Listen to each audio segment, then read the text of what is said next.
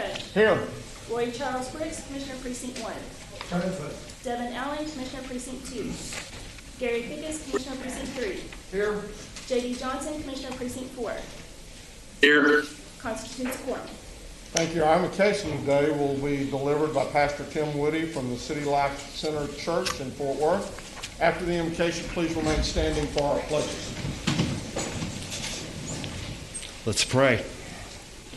Most sovereign God, I come to you today to pray blessing over the Tarrant County Commissioners Court. Thank you for their diligent work as they strive to govern my great county. As they make decisions today regarding infrastructure, transportation, expenditures, and the needs of the people, I humbly request the wisdom of God to be present in this room. I pray specifically for Judge Whitley as he presides over the proceedings today. I also pray over the commissioners, especially Commissioner Brooks from my precinct. Also bless their work and bless their families and homes, and may our Tarrant County leadership be marked by strong ethics, compassion, creativity, humility, and wisdom. May the Spirit of the Lord rest upon Judge Whitley and these commissioners, the spirit of wisdom and understanding, the spirit of counsel and might, the spirit of knowledge and the fear of the Lord. Give them sharp minds and a diligent spirit to deal with the unique challenges of this very turbulent season. May no plague, unrest, violence, or hatred discourage these leaders. May they bring you honor as they serve the 2 million residents of the best-run county in the United States. And God, may you be enthroned above all else in Tarrant County. May the glory of Almighty God shine brightly from this place, for we now invoke your presence here. Holy Spirit, you're welcome in this place. In Jesus' name, amen. Amen. I pledge allegiance to the flag of the United States of America and to the republic for which it stands, one nation, under God, indivisible, with liberty and justice for all. Honor the Texas flag. I pledge allegiance to thee, Texas, one state, under God, one and indivisible. Thank you, Reverend. Thank you, Pastor.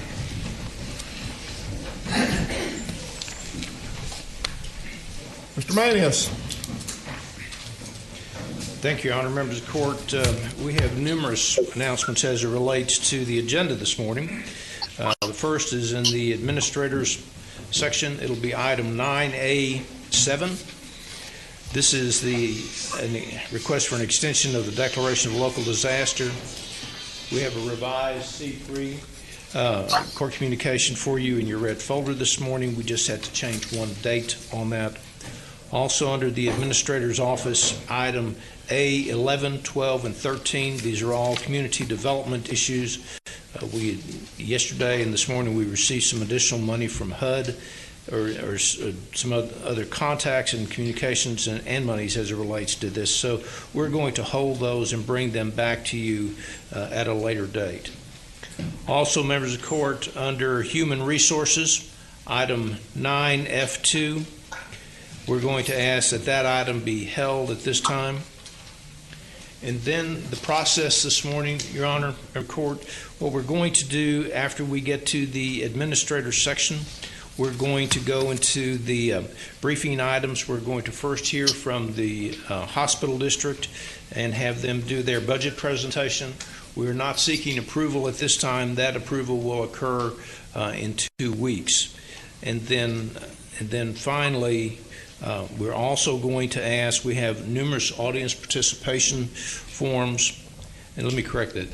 The budget is going to be approved a week from today on the 8th, not 2 weeks. We have some that want to speak as it relates to DRS, Dispute Resolution Services.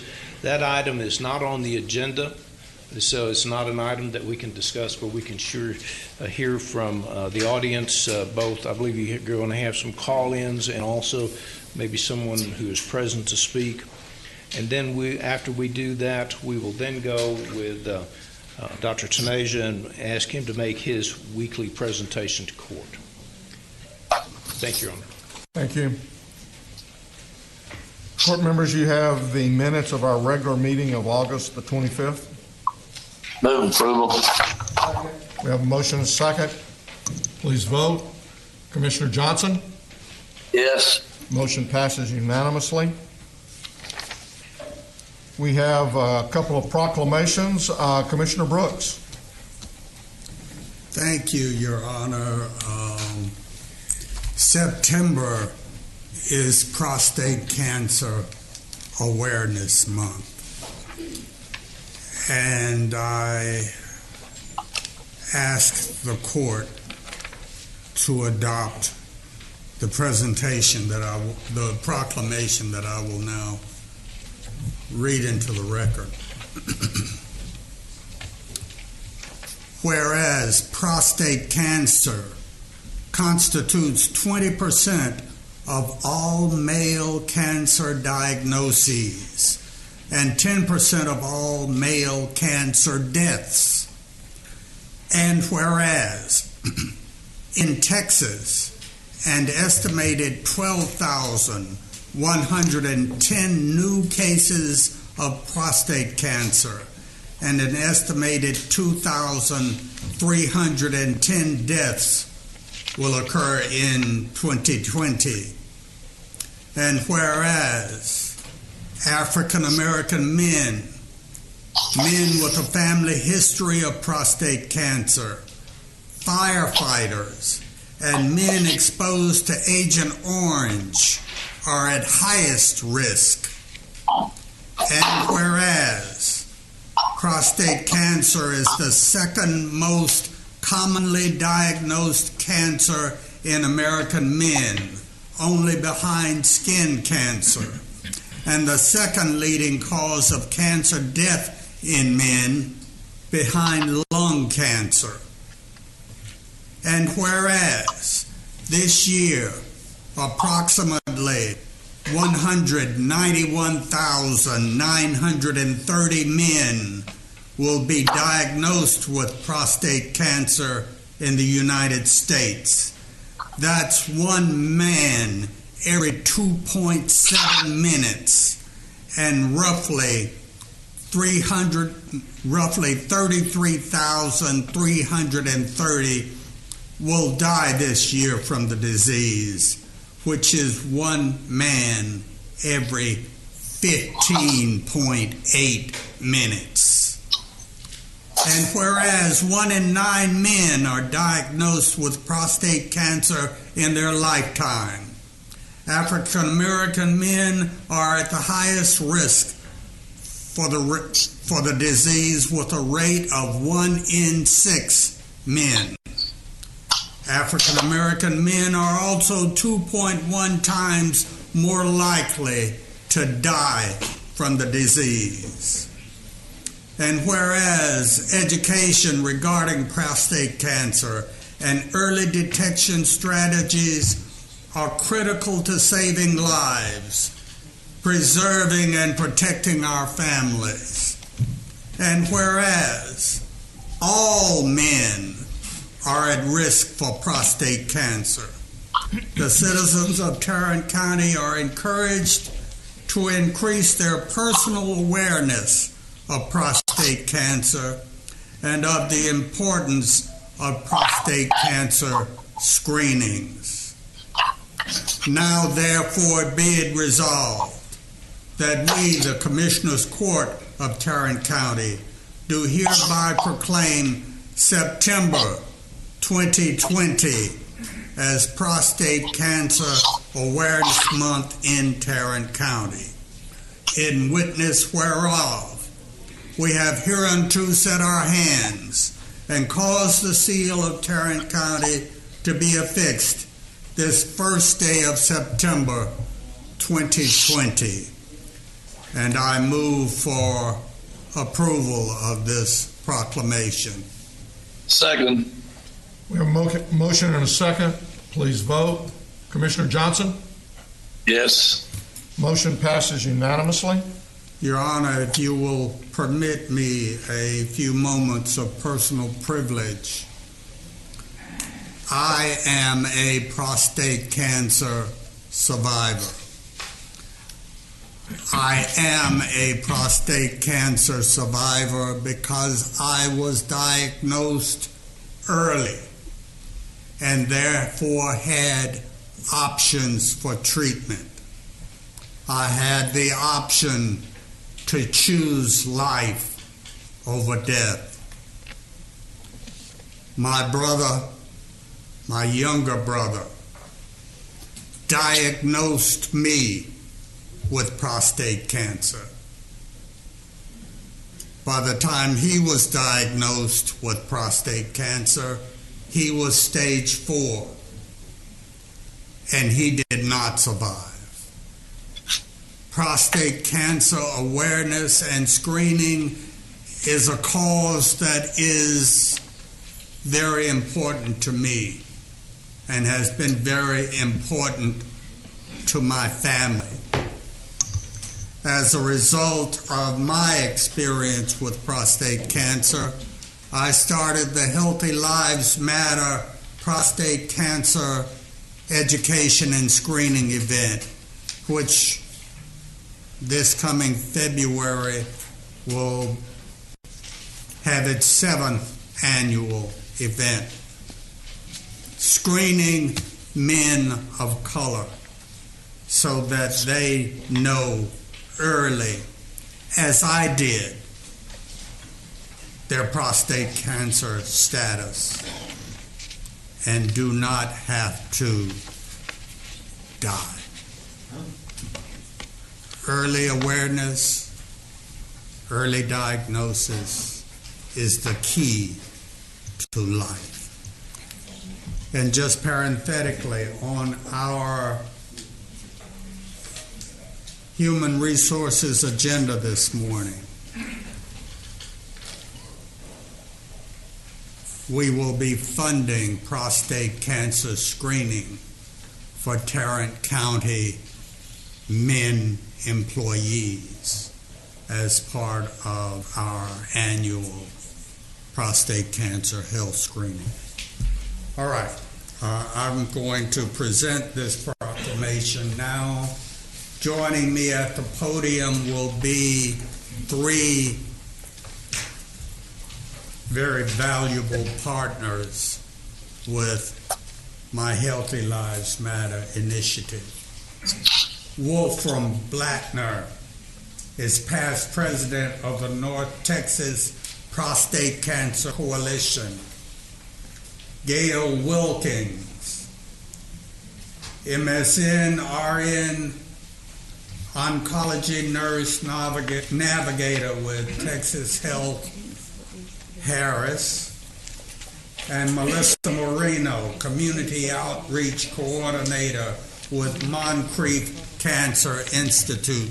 Please meet me at the podium.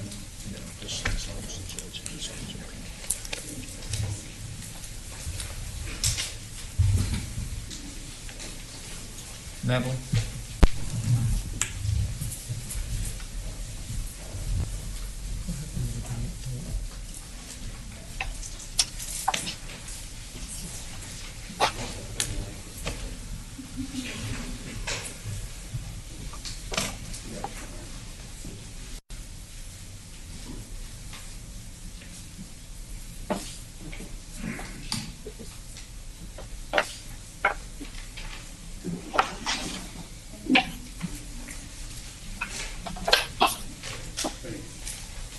Thank you all so much for being here. Any comments you would like to make at this time, please feel free to. Sure. Good morning. I am Gail Wilkins, and I am an oncology nurse navigator. I've worked in oncology for 40 years. I have coordinated the Prostate Cancer Resource Center at our hospital for the past 15 years. I'm very passionate about prostate cancer. I'm passionate about all cancers. I want to thank Commissioner Brooks and all of you for taking a moment to recognize the importance of prostate cancer and the importance of this month. As we've learned in the last week, cancer doesn't care about COVID. We lost a very dynamic young man to a different cancer that also can be screened for. So my message to the community is, I know everybody is very distracted right now with COVID and all of those concerns, but it is important that you take advantage of the resources you have. If the county approves men being paid to have a screening and the men don't take advantage of the screening, then we have failed in getting our message out. Unfortunately, because of the current environment, we're not going to be able to have a lot of our free screenings that we normally do in the fall. So I just want to encourage every man to take awareness of your health and take advantage of the opportunities you have to be screened for cancer so that you don't have to die of cancer.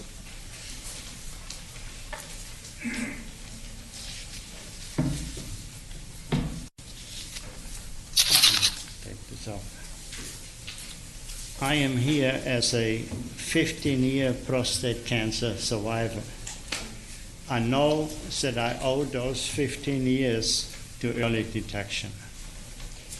The proclamation provided to you includes statistics that all men and women should become aware of. The purpose of presenting this proclamation is to use the opportunity and platform to address the citizens of Tarrant County, both men and women who are watching or will watch the video of this meeting. Hopefully, it will not be glossed over as something of no importance. Citizens should be aware of this disease so they can discuss it with their doctor. We are hoping that the county can make the information available to the public. This disease can strike any man. Its occurrence can be detected and monitored by a simple blood test that measures prostate-specific antigen, or PSA. Awareness and early detection still are the key to defeating this disease. There are several treatments available once cancer is found. Thank you, Commissioner Brooks, to sponsor this proclamation, and thank you, Judge Whitley and the Commissioners Court for the opportunity to raise citizens' awareness of this major health issue. Thank you. Thank you all very much for being here today.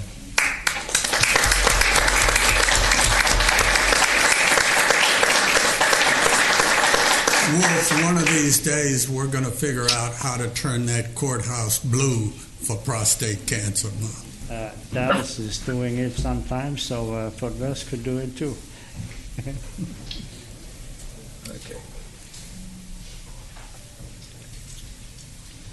Next, unfortunately, since the COVID virus broke out, we've not been able to do our employee recognition on the first Tuesday of every month.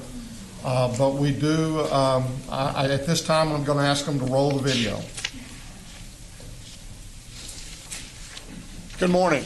Because of the COVID-19 virus, we have, and the restrictions that it's placed upon our meetings, I'm sorry to say that we're going to have to postpone our employee recognition. That is one of my favorite times of the month, and so I'm sorry that we're not going to be able to do that this month, but I promise you that when everything gets back to normal, or whatever our new normal is, we'll begin those again, and we'll make up for those meetings and for those months that we've had to miss. Again, I want to thank you personally for what you do for Tarrant County, especially during this time when we've had to face the challenges of the COVID-19 virus. Our employees have always stood up for the test, and you've done exactly the same thing during this time frame. You're what makes Tarrant County such a great place to live, to work, and to raise our family. Again, thank you very much, and I look forward to getting back to our routine of being able to recognize our valued employees on that first Tuesday of every month. Thank you. And here are a list of the employees that we would have been recognizing in September.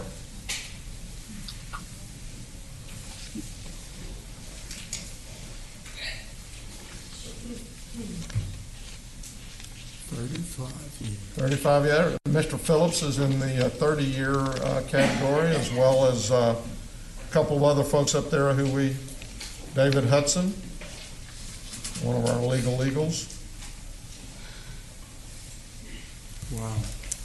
So again, I look especially forward to being able to get back to having an opportunity to recognize these employees for the valued services they give to the citizens of Tarrant County.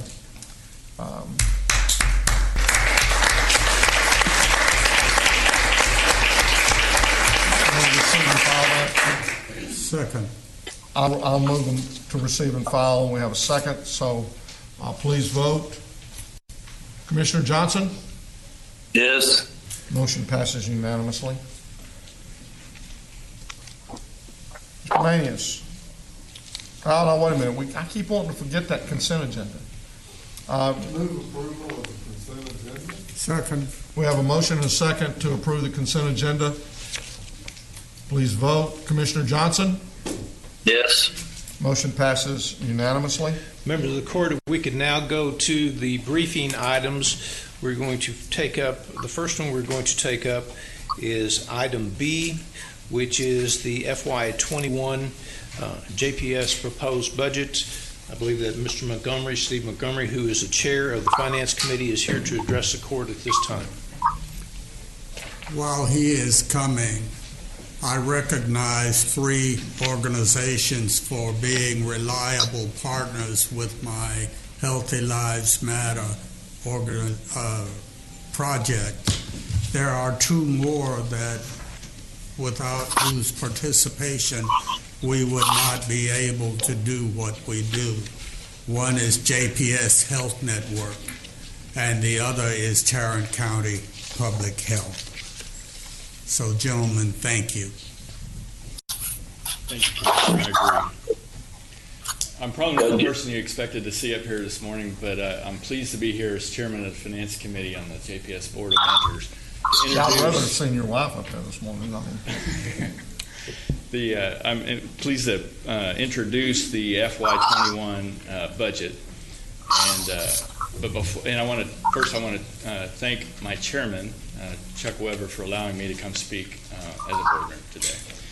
So before I talk about the budget, I want to talk about the process. And your board, because we serve, we're appointed by you and we serve at the pleasure of the members of this court, has been working hard on this budget. We've been involved in the assembly of it, the production of it, the deliberation of it, and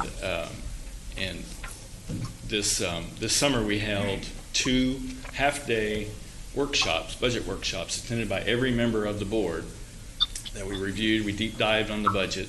And then in August, we had a full extended board meeting that we approved the budget unanimously.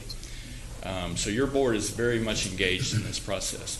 But we're engaged in the budget process throughout the year.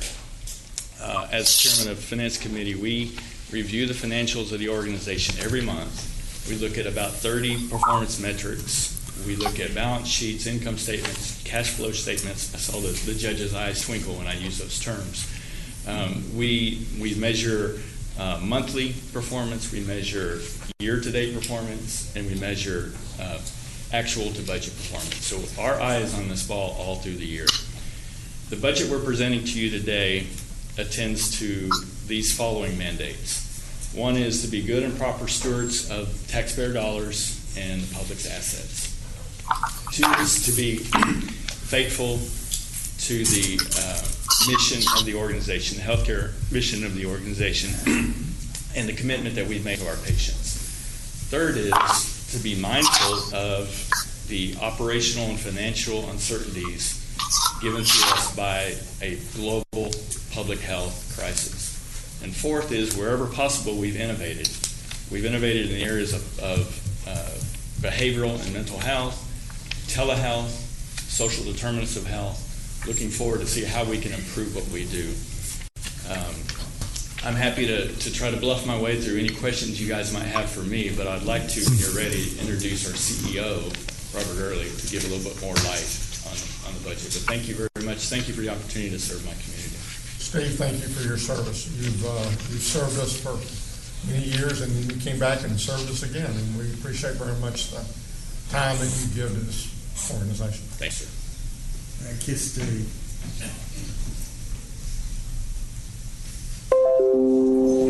I too want to thank you as commissioners, and Commissioner Johnson, I particularly want to thank you. I've never seen you look larger.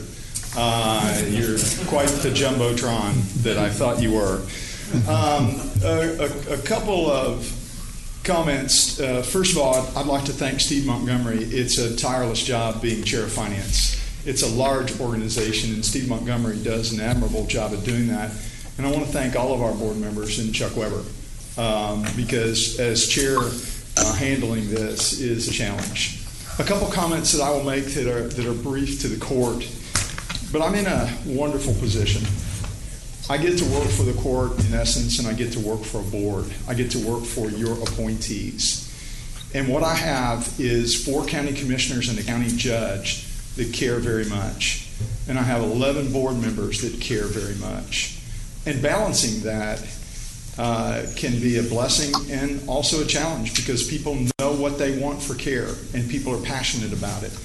And sometimes that passion has to be curbed in some cases. We have to look at the hardcore aspects of money. We have to look at the hardcore aspects of delivery and how you do that. But I do want to particularly thank the court for your involvement. I want to thank the board for their direction. And I want to thank the staffs at JPS for giving us the daily operations to carry those out. You've got a county to run. Our board of managers have policies and situations to set for the entire organization, and we are left to carry those out. And that operations is critical, and everybody knows their role. And I will honestly tell you that talking to my colleagues at other public hospitals, this county knows its role really well, and I am greatly appreciative of that. Our commitment at JPS is to figure out that balance between care and stewardship to our taxpayers. We can't do everything that we want to do, and yet at the same time, we have to be smart at how we do it. We don't look at the end of the year and say, great, we made a profit. That goes back to our board of trustees, or we're going to issue an IPO or anything. All of our money goes back into the care of our patients. And it has in previous years been a challenge. The 2 most important folks seem to be Peter and Paul at our place, because we rob from Peter to pay Paul oftentimes. And we're constantly taking money from this fund and putting it in that fund. We don't have the ability to create a lot of new. So it is a challenge. This year, different than the past 6 years, we have received more federal funding. And we are extremely grateful for that. And that additional federal funding comes from a variety of nuances that the federal government made. Has nothing to do, in most cases, due to COVID. It's just that for the past years of formula funding changes, JPS was on the short end of that. This year, JPS is on the positive side of that. So to that point, we want to make a commitment at JPS through our board, and I speak for them and for the administration, to the priorities that our community needs. We know that we get 1,500 to 1,600 psychiatric and behavioral patients a month at JPS. We also know that our county jail should not be the largest mental health institute we have in Tarrant County. So our commitment to helping you with the diversion center, and to helping this court with the diversion center, and helping this court with the crisis center is critical. Creating new partnerships with Cook Children's on what we do in school-based clinics, creating new partnerships with the FQHC to help those that truly fall through every crack there is. And I want to thank you as commissioners. I want to thank you, particularly Judge, and you, Commissioner Johnson, and Commissioner Brooks, and your work as the 2 liaisons. And I want to thank you all for the fact that you all made a commitment to going and talking to my colleagues about the need for better mental health capacity in Tarrant County. With JPS's capabilities this year, with a little bit of a better funding situation, we want to make a commitment to that. I will work with my colleagues. I know, Judge, you and Commissioner Brooks have had numerous meetings with my colleagues to try to find funding sources. JPS wants to step to that place first and foremost. I want to help my colleagues, and I want to help this community in mental health. I know that my colleagues at the various health networks in town want to do that same thing, but money can be a challenge, particularly in a pandemic. I know that JPS is coming to you with more money this year than we have in the last couple of years, but we also need to be reminded that we are in a pandemic, and we don't know some of the answers in the next quarter or the next 2 quarters. The other challenge that JPS has, and we've tried to look at being smart with our money, is we have true capital needs. We have life safety issues. There are parts and there are some equipment, not our medical equipment, but there are some machines, some of our HVAC equipment and some of our other equipment that one might tour our facility and think you might be at the Smithsonian. You're actually at JPS. Some of that life expectancy on some of our equipment is a 15-year life expanse, and we're now going on year 33. So that can be a challenge. We have had experts come in and say, we have no idea how this continues to work. So we do have significant capital needs, and those severe capital needs will be a significant part of what we do with that funding. We have attempted, as Mr. Montgomery told you, to be very, very smart and put together what we consider a wise, yet sometimes conservative budget, and wise in the area of innovation. So what I want to tell you is you can look at our funding sources and find that, yes, this is a good year for JPS, and I want to reach out to my colleagues and help them. And I want to make sure that we continue to bring federal dollars down for our other hospitals, our THRs and our Cook and our Baylors and our Medical City and our Methodist Mansfield, because JPS plays a key role in that, and we will continue to do that. So I want to thank you, and I want to tell you that it means a great deal to be able to get a partnership with this court, and it means a great deal to be able to work with 11 incredibly great people that you all appointed to that board, and I don't say that in a trite way. I've been lucky and fortunate for 12 years as the CEO to have a board like I have and to have a court like I have. So, Judge, to you, we make the commitment to knowing that we will spend our money wisely. We come to you with a budget that has a little bit more funding. We are cognizant of the future fund. We are cognizant of where we want to go and what we want to look at with the bond program. We want to make the right decisions with the bond, and I will tell you that there is a different view of the bond right now because COVID's taught us a lot. COVID has been a teacher for us, too, and it's taught us about things like telemedicine. And it's taught us about what it's like to take care of people when they're not coming to your clinics and when they're not coming to the hospital.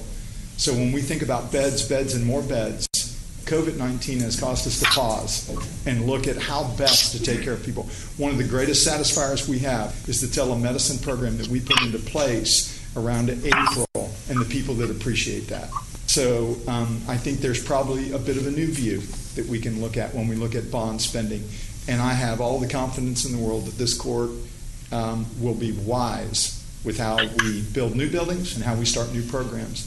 And the last thing that I will tell you, and you all know this, is the building is the start. The FTEs and what goes in it and the care that we give our patients is going to be the lasting effect that will last for 30, 40, and 50 years. And we're not going to start a program that in 5 years we have to stop because Peter's yelling at Paul. So we will do our very best to do everything that we can. What I'd like to do now is, if you have any questions, I would like for you to defer them to Mr. Montgomery. And then what I'm going to do is I'm going to have Ms. Clark come up, our Chief Financial Officer, and she's going to give you an abbreviated form of our slides for those of you listening live streaming and those in the audience. Our court members and judge have already been briefed on these. We have gone over this individually with them to give them ideas of some of the particulars of our budgets in a more in-depth questioning period of time. So I just wanted to let you all know that Ms. Clark will come up and give an abbreviated form of some of our slides. Commissioner, I want you to know, Commissioner Johnson, I said abbreviated slide presentation 3 times in your honor. So, Ms. Clark.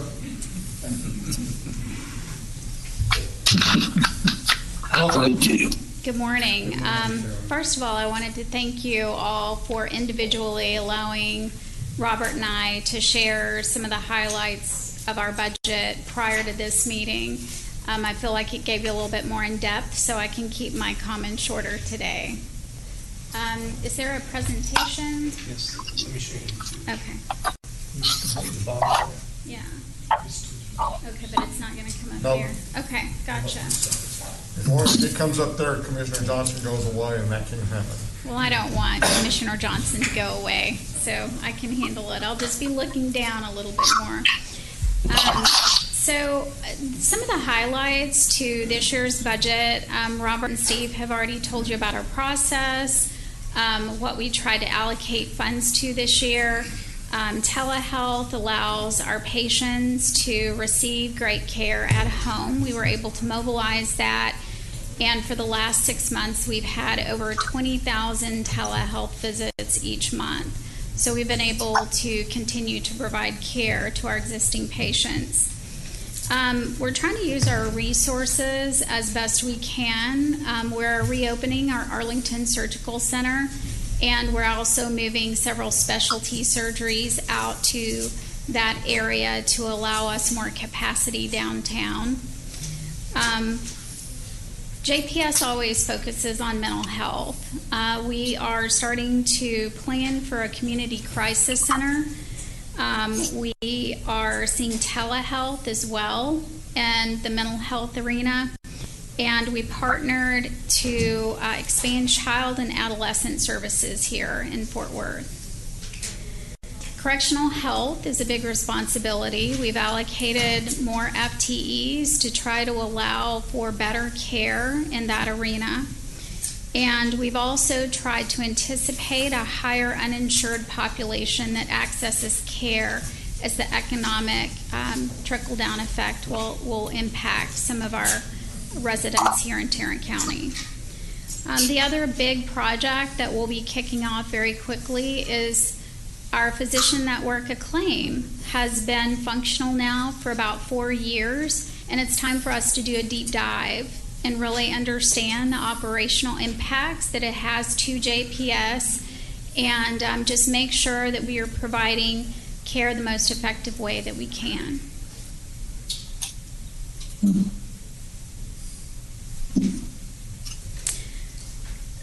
Some of these other items, cybersecurity is not unique to us. We also are really looking at the way that patients, new and existing, can access care at JPS through our Access Resource Center. And as Robert alluded to, we are continuing to put resources into our existing facilities and roofs, buildings, and facades. Lots of small numbers on this page, but the basis is just a reminder that there are 3 operating entities that comprise JPS. The first one is the medical center. Acclaim provides the professional services inside of our walls with physicians and providers. We do have a foundation as well. So as you can see, from an operational standpoint, we budgeted, given our normal UC funding, uncompensated care of about $12.6 million. That's only 1% of our total service revenue, our operating margin. You can see that next line. We have set aside about the $63 million that we received in addition to our normal amount from our federal funding. We plan to use that for future expansion.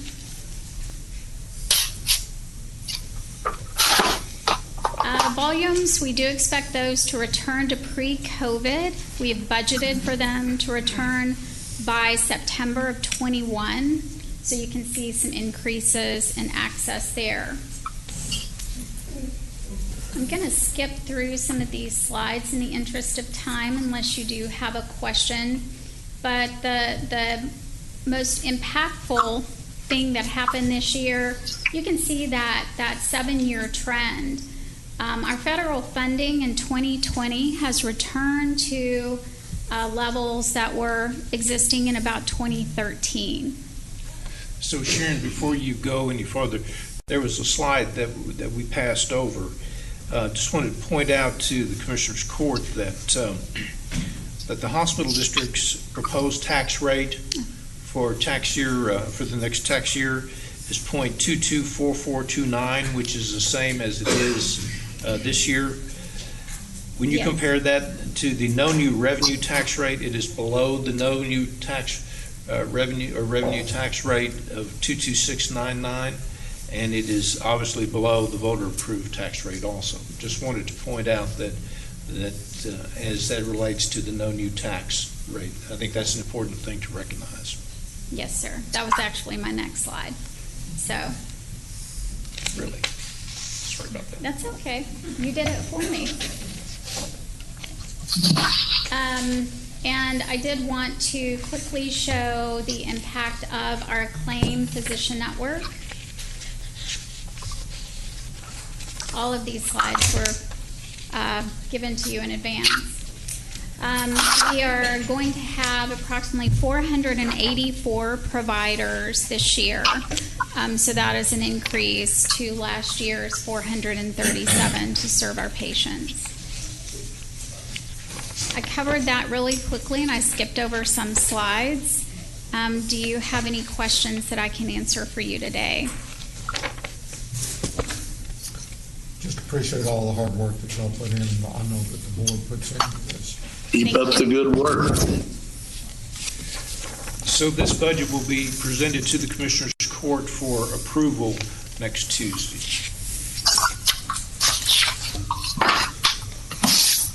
All right, thank you very much. Thank you. Steve, Robert, thank y'all. Thank you for being out. So members of court, now we're at that point where that we can take audience participation.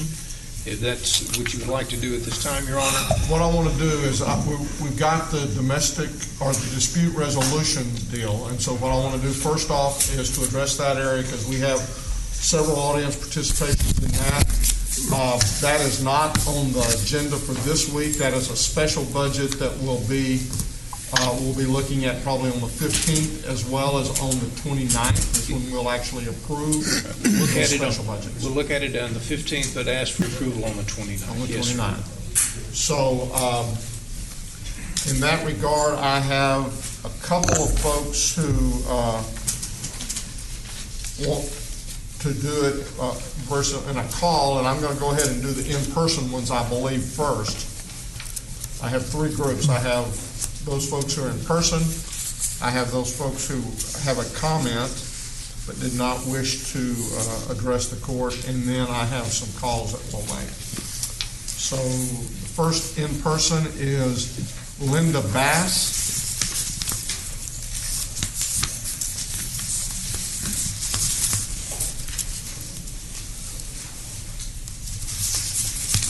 Again, just a couple of comments. Because this is not on the agenda today, we can't respond, so I don't want you to feel like we're kind of leaving you hanging here. I understand. But we can't respond, and you have 3 minutes. Please go ahead and repeat your name, and then Mr. Magnus will tell you after you've been up for 2 minutes, and then when your time is up. Okay, thank you. Linda Bass, B-A-S-S. Thank you for your time. As a citizen of Tarrant County, I'm asking the county commissioners to reconsider the recommendation to cease funding of Dispute Resolution Services, DRS. As a disclaimer, I received my mediation training from DRS. I volunteered with DRS pre- and post-retirement, and for the last 5 years, I've been working part-time as a volunteer training coordinator. DRS provides a valuable service to the citizens of Tarrant County and other surrounding counties. I also want to remind the commissioners that DRS mediation services extend beyond its brick and mortar offices. Mediation is made available on site at the Fort Worth Juvenile Detention Center and JP Courts in Arlington and Lake Worth, all with the help of our volunteer mediators. DRS volunteers are as diverse as the citizens of Tarrant County. They include active and retired attorneys, retired judges, teachers, professors, psychologists, and other business professionals. I can attest that DRS volunteers are skilled professional mediators who willingly and eagerly volunteer to not only mediate, but also actively participate as facilitators and presenters in the basic and family mediation trainings conducted at DRS. Despite COVID-19, disputes and lawsuits continue. Working remotely, DRS has continued to mediate cases via Zoom. When the courts fully reopen, the dockets will no doubt have a backlog of cases, and DRS can help alleviate some of the burden on the court. Please consider the citizens of Tarrant County and the services they will lose if the decision to defund DRS is not reversed. Other counties indeed have taken their ADR system in-house, but in some cases the services offered are not as broad as the services offered by DRS. 2 minutes. Okay. The empowerment of citizens to resolve conflict and the additional access to judgment that the ADR system provides as administered by DRS is at risk with the hurried reestablishment of a system that is not broken. We ask that you reconsider your decision to take the program in-house. DRS has been an asset to the citizens of Tarrant County for nearly 4 decades. Please do not replace a successful system with an untested, unproven one. Thank you. Thank you.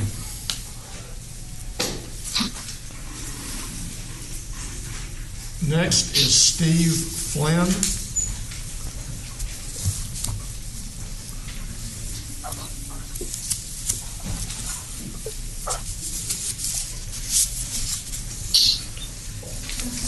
Thank you, Judge Whitley and Commissioners.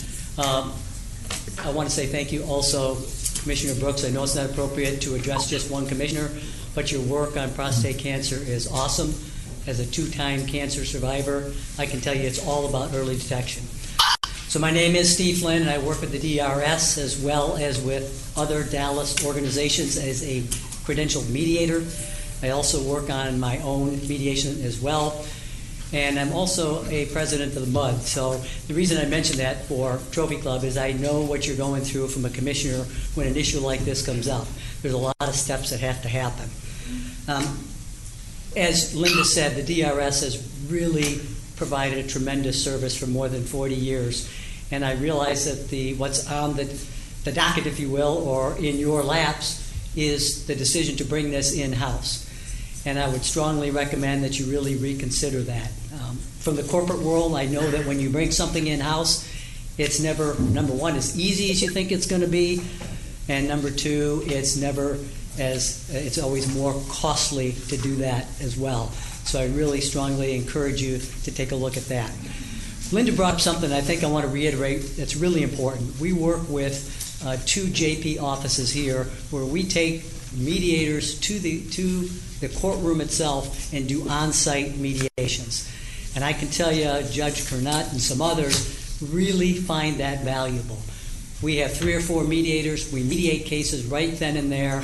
It's once a month at different court offices, and these come off the court docket. And as Linda mentioned before, now that the courts are really down, the docket is going to get fuller and fuller and fuller and more difficult, and DRS provides that valuable service. It seems to me, and I might be a bit jaded as a mediator, but the system that we work with DRS works fine. It works great. We are providing a valuable service to Tarrant County, in a lot of cases to people that can't afford anything else. It's dispute resolution. The opportunity to resolve their dispute is in their hands. It's not in the hands of a court, a judge, a jury. They truly have that opportunity. 2 minutes. So, I would strongly recommend you take a look at all the data. Please spend some time, and I know you will, doing your homework on what does it mean to bring this in-house. Who's going to run it? Who's going to be the mediator? How much is it going to cost? I would just say to you once again that it is more difficult and more costly than you might think. So my final parting words, thank you for your time, and let's not fix something that's not broken. Thank you all. Thank you.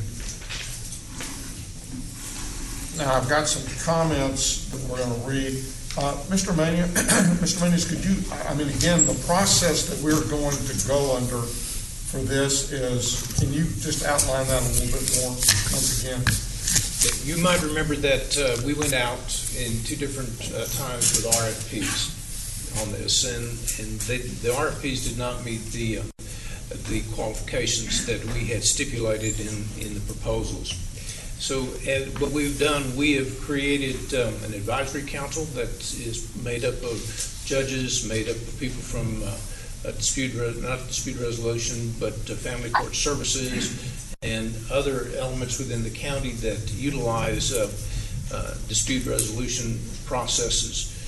We've been working to put together a program that we would like for you all to consider for us to bring in-house. We have also worked in conjunction with the Texas A&M Law School and their mediation division and tried to build, and we think we've built a coalition and a cooperative effort between the law school and the county And so we're working up a plan and the budget itself, and that's what we intend to present. If at the conclusion of these comments, if the court wants the administrator's office who's leading this effort to reach out to some additional people, we'll be more than happy to do that. Now, with regards to the comments, would you please read those into the record? Yes, sir.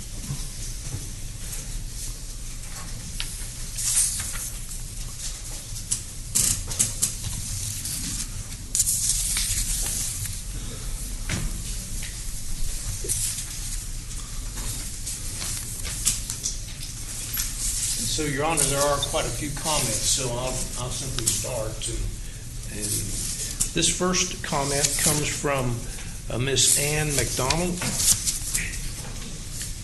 and it's as follows. I would like to ask that Tarrant County continue funding the mediation services of dispute resolution services. Having served as a DRS volunteer mediator in the Lynn Ross Detention Center, I can attest to the positive impact of mediations between juveniles and their families in crisis. Juveniles who participate in mediation are more likely to refocus their attention on positive outcomes and less likely to return to detention. DRS staff and volunteers have the knowledge, skills, and desires to continue making a positive impact in Tarrant County. Please continue to fund their valuable services. The next comment is from Mr. Raymond Finn.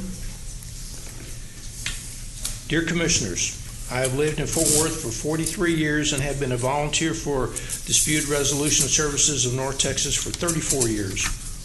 I request that you reconsider your decision to not renew DRS's contract to provide low-cost mediation services. DRS mediators are volunteers from a variety of professions, including attorneys, mental health providers, business owners, accountants, and ministers, among others.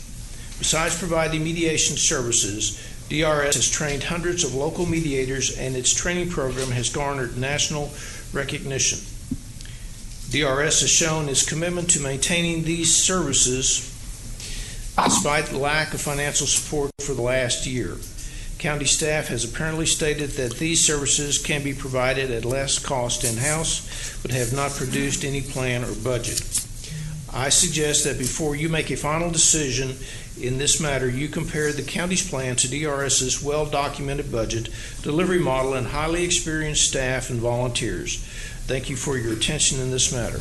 Raymond Finn, PhD, psychologist. This next one is from Diego Pena.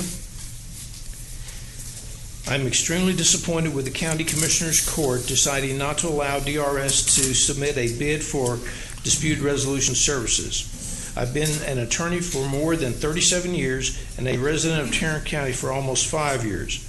I'm a professional arbitrator and mediator and was serving as a volunteer mediator with the DRS.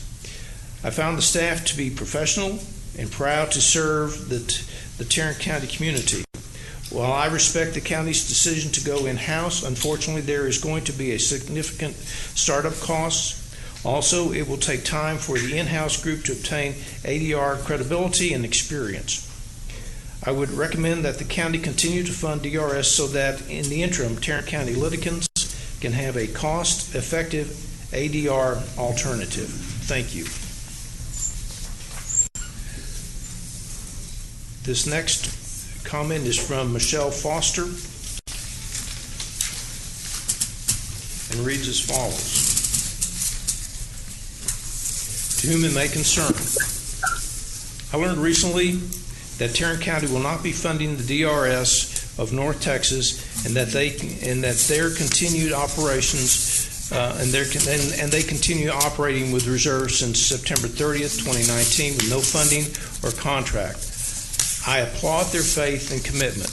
I don't understand why the county commissioners would discontinue services with DRS. To begin with, they serve an extremely diverse community, which I would think the county would be ecstatic. This is a huge feather in your cap for the optic standpoint, and I'm certain all of you can see and know the best way to highlight that for many reasons. DRS has operated for over 30 years with over a 90% success rate, and that is incredible. I don't know how many volunteers they have to have trained, but it is in the hundreds. Personally, I've been a volunteer mediator, facilitator, trainer for them for 8 years. In my previous career as an air traffic controller, I also mediated at a co-lateral duty for 20 years. I've had many trainings all over the country, and the DRS trainings are excellent, adding to any mediator's skill set. I know problem solving from many perspectives, and the services that DRS provide are exceptional. I have mediated with many people, and I always walk away with something new. I've learned either from them or the parties. Mediation gives the clients a chance to watch and participate in effective communication. We are there to guide the process and help them understand a different perspective. Mediators show how it is done. It's unfortunate that an underserved community already will not have this service as an affordable option anymore. Lawyers charge hundreds of dollars to mediate cases, and a lot of people just can't afford that. The staff works to streamline caseload, administrative tasks, and training, as well as other things. DRS is not only needed by the community, but you have at your fingertips an effective organization that has expertise of all kinds and is very fortunate and responsible to clients. We've got not just mediation skills, but life skills that help with communication and conflict. In addition, by continuing with DRS and not bringing it under the umbrella of the county, you have a completely neutral third party conducting mediations with no agenda and no politics. We have no quotas or a boss to please. I hope you will reconsider funding DRS because they are an asset to the community and an asset to you. I know you can build on an already positive image DRS has and possibly expand it in a wider direction that would benefit more of the communities that you serve. I did watch the archive video of August 11, 2020, and about the 2.26 minute mark. The information conveyed to you there just did not sound right. DRS is extremely responsive, and whatever you ask for, they will give it. I will ask you to look further into the comments. Mr. Schaffner, who spoke on the topic, alternate dispute resolution services. One more thing. I also mediate juvenile cases. While mediations are very rewarding, the juvenile cases are absolutely. We need effective mediators to help that segment of our society. I personally know I have made a difference. I have had many kind and grateful words said to me, and I felt them to my core. I hope you will not let down this group of kids. They need us. Regards, Michelle Foster.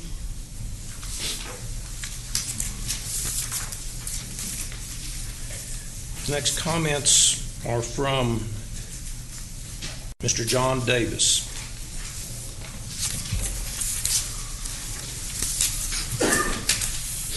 John Davis. Okay. Dear sirs, as a volunteer mediator for 11 years, I was shocked and saddened hearing the news that DRS would have to close if Tarrant County did not renew their longtime contract for mediation services. Personally performing community service by doing volunteer mediations has certainly been a mutually rewarding experience. Being 71 years old, I consider myself a layperson to the profession of mediation.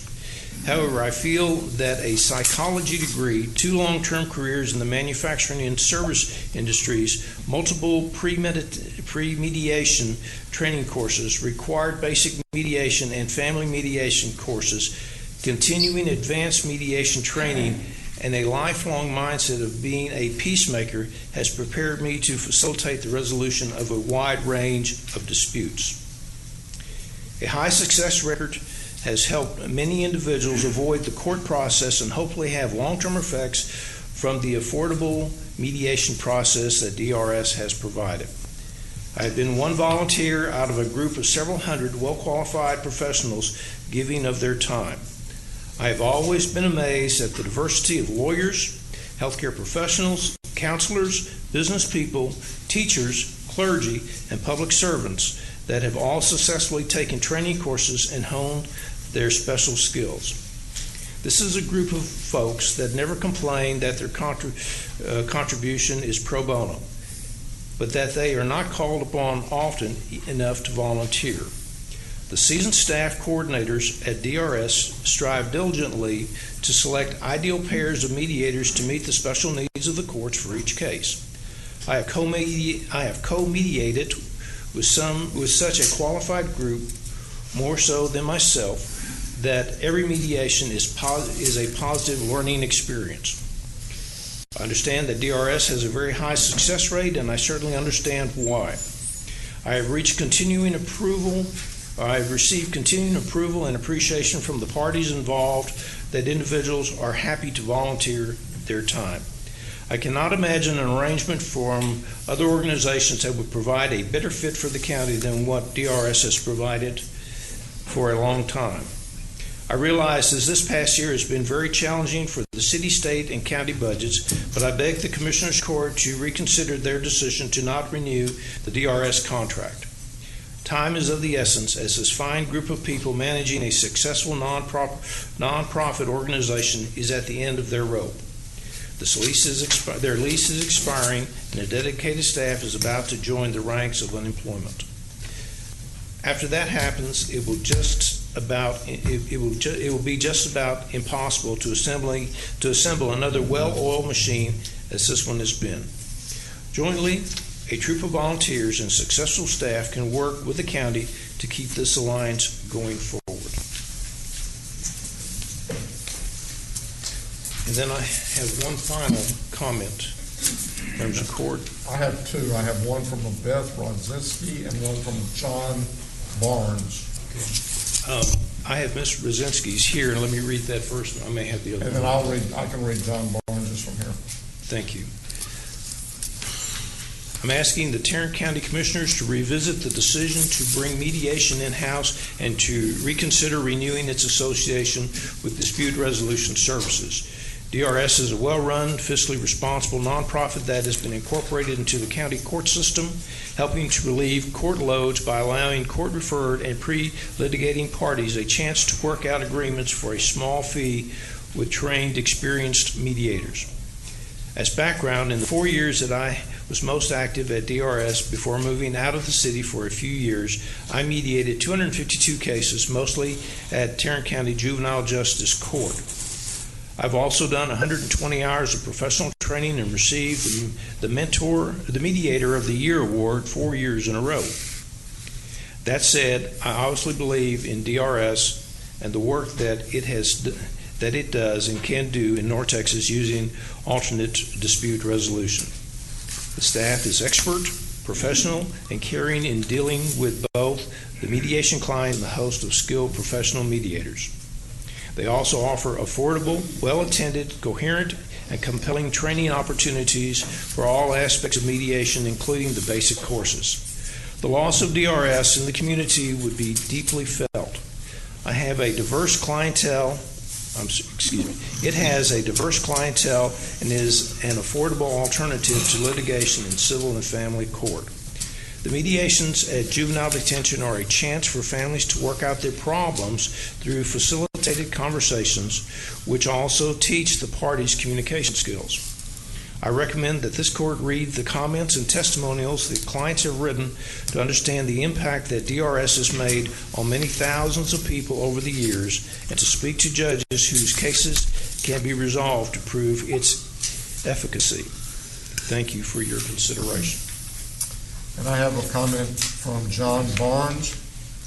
I'm a Texas attorney and mediator and a former law professor. I've been licensed for 30 years and I have been a mediator for 25 years. I taught mediation at the Houston Dispute Resolution Center and at South Texas College of Law in Houston. I returned home to Fort Worth in 2000 and promptly connected with Dispute Resolution Services of North Texas. Around 2004, I started teaching mediators at DRS. I also mediated for a fee. About half of DRS mediators are Texas attorneys, and other professions including doctors of psychology, CPAs, licensed professional counselors, top executives of local corporations, and university professors, among other professional fields. DRS mediators are not a ragtag team of do-gooders. Mediators trained at DRS is also top flight. DRS has had students come from the Panhandle, Deep South Texas, and the Gulf Coast. I personally serve on a faculty of DRS mediators and staff who train faculty and staff at the University of North Texas. Tarrant County's decision to end its long-standing relationship with DRS will have some impacts that may not have been realized when choosing to terminate the relationship. Perhaps the most devastating will be the end of the DRS services in Tarrant County's juvenile justice system. I have mediated through that court, and I have seen some remarkably positive outcomes between the parties. Usually a parent or older or other adult in the juvenile's life and the juvenile before that court. Another devastating impact is the low-cost dispute resolution services will be removed from Tarrant County's poorest residents. Many financially disadvantaged people in Tarrant County and neighboring counties resolve their disputes through DRS and never involve a court. Based on all my experience in mediation, I see dire days ahead for affordable mediation in Tarrant County. For all these reasons, I urge you to reconsider the decision to return to the long, successful relationship between Tarrant County Commissioners Court and DRS. Thank you for your time and for your consideration of my request. We also have two folks who wished to be called and to make comments. So at this time, I'm going to call Jan Holm and Carlos Lake.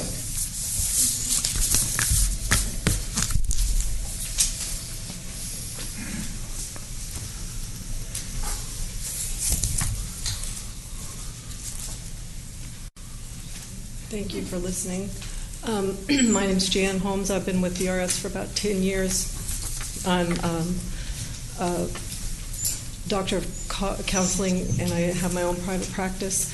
And I started working with them about 10 years ago. I am sorry, but that's not... Go ahead. When I just wanted to give some of my time away. And I have to tell you, that is the most awesome place I've ever been. They have 3 different sets of training that you go through. One is just for regular mediators, one's for family, and one's for juveniles, and each one set up in its own way. And I decided I wanted to do family and anything that would help the families. And I love the way that they put it together. It's for family mediations, they put in a guy and a girl, and then they put in a lawyer with someone who's not. And that gives someone, it's really neat because the way they set it up is a beautiful way of helping people understand what's going on. And then they also do, so for me, I just do I tried the others, but the family and the juveniles are where my heart are. The juvenile, they send you in alone, and it's like having a neutral third party just looking at things. And it's really interesting I found kids that want to commit suicide, kids that needed some kind of help because they weren't being taken care of in their home, and then a whole lot of just reuniting back family with their teens. And I don't even know how that you guys are going to be able to replace that piece, but DRS does, because it is phenomenal. And I wish I had more time to do it. It takes a lot of time. It's like 3 hours, hour and a half, 3 hours, sometimes longer to do these mediations, but they are so worth it. And what happens is people are really getting helped. And I really believe that if you guys will keep DRS in, that you're saving some major structure, family structure in Tarrant County. That's it. Thank you. Ms. Holmes, thank you very much for coming out today and speaking. Carlos Lake.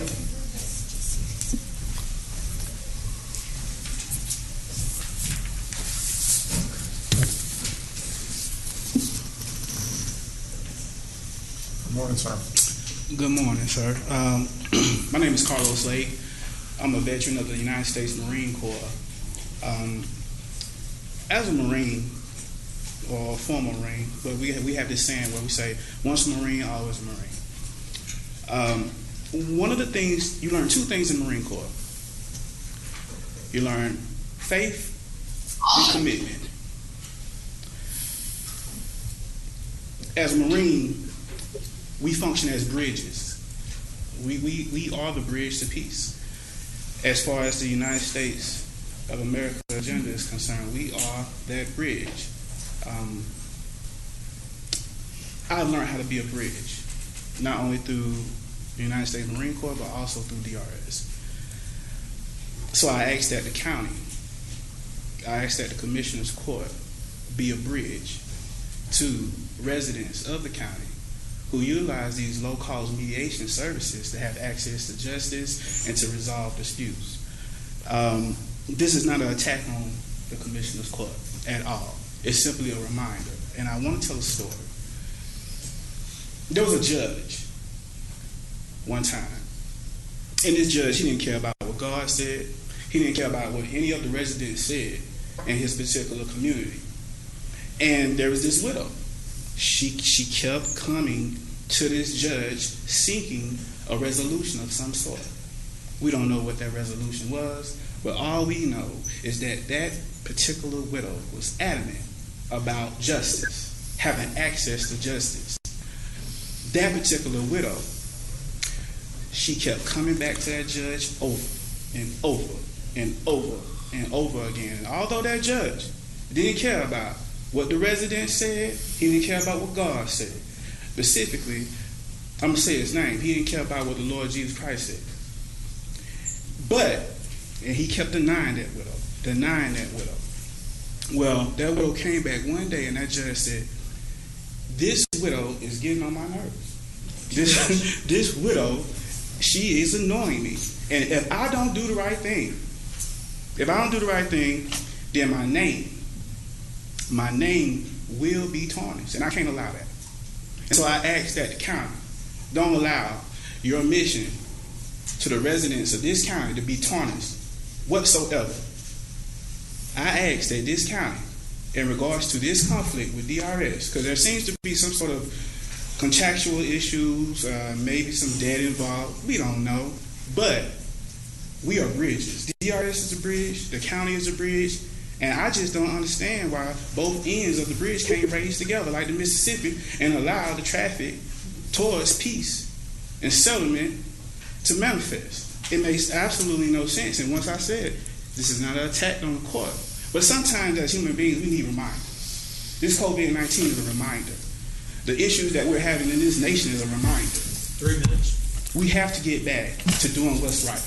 We have to get back to being bridges as opposed to walls, and we have to do it in the most sincere, compassionate, and loving way. Mr. Lake, thank you very much for your service. Okay. All right. Thank you. Thank you, Young. Thank you.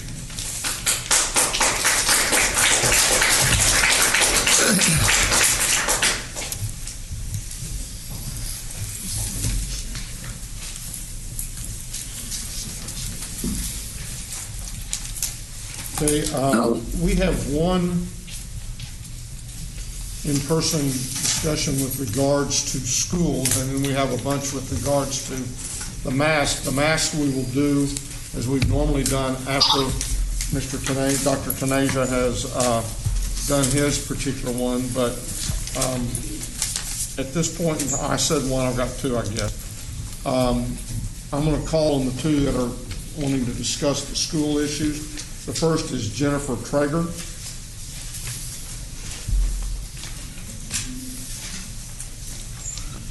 Good morning.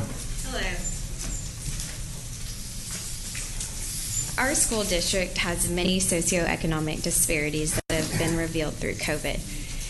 I'm going to read an email that was sent from a parent yesterday to the entire Fort Worth ISD school board. As you decide what is the best direction to take when it comes to opening schools, please consider how this is affecting our students.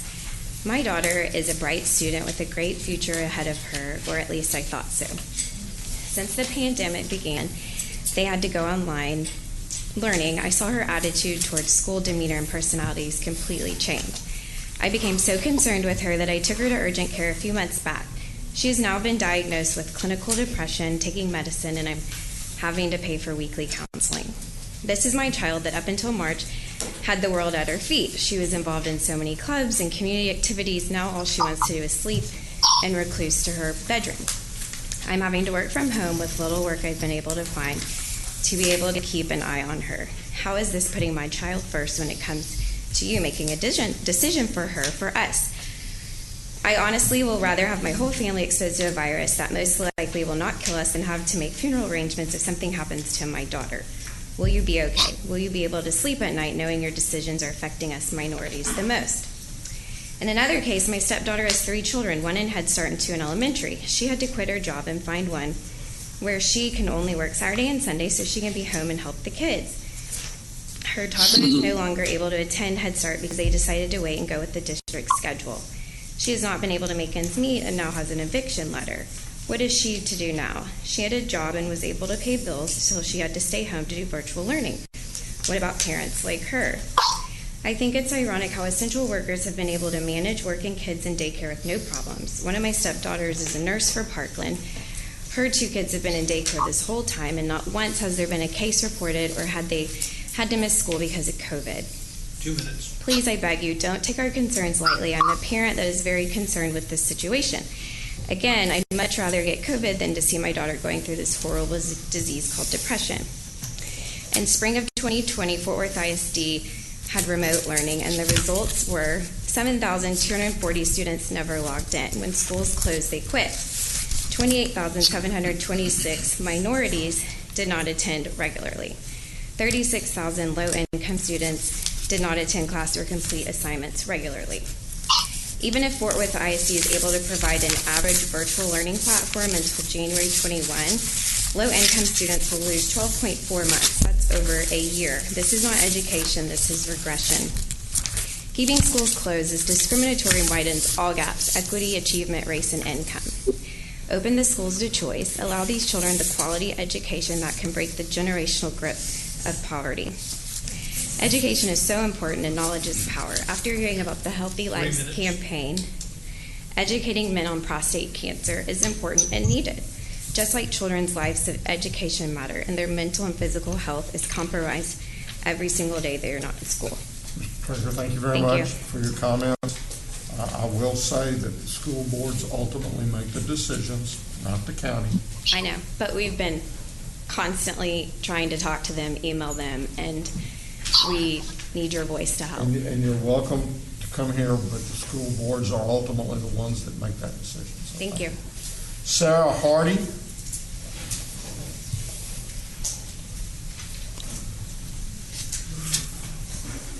Good morning, Judge Good morning. Whitley. My mask is caught on my earring. It's in there. Yeah. My name is Sarah Hardy. I am a wife, mother, former ICU nurse for 8 years. I'm a full-time self-employed business owner, and I'm a Fort Worth resident. I come to you today to urge you to reopen our schools, and I heard you about the board. Give parents and teachers the choice back that was taken away from us. I hear from most teachers that they would choose in person and are ready to get back to teaching their students. Let those at high risk have the choice to teach virtually. Our children are suffering. It's been 6 months since they had the rug pulled out from beneath them.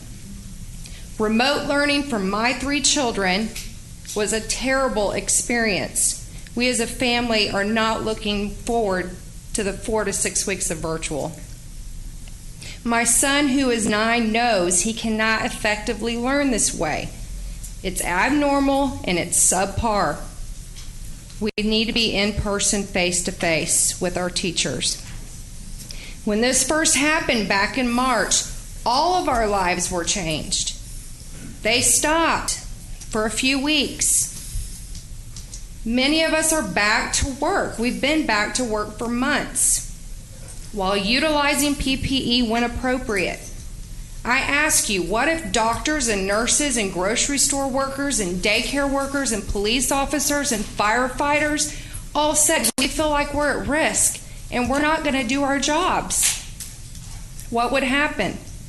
My husband goes in and out of all the DFW hospitals while wearing a mask, and he has not become sick.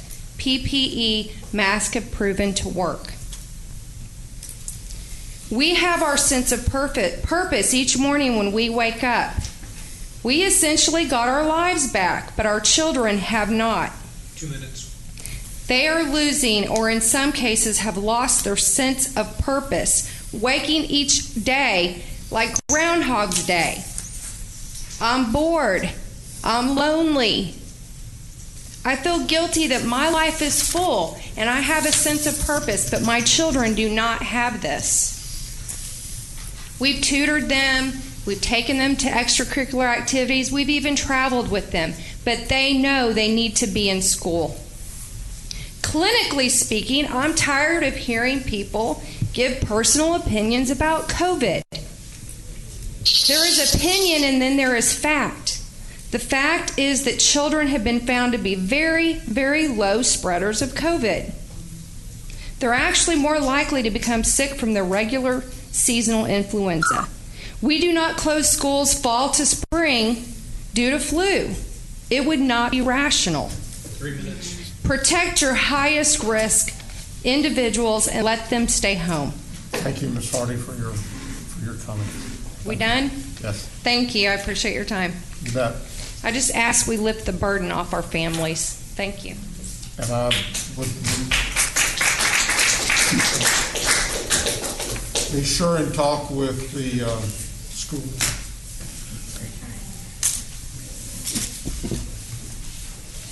Okay, now we go to Dr. Tanasia.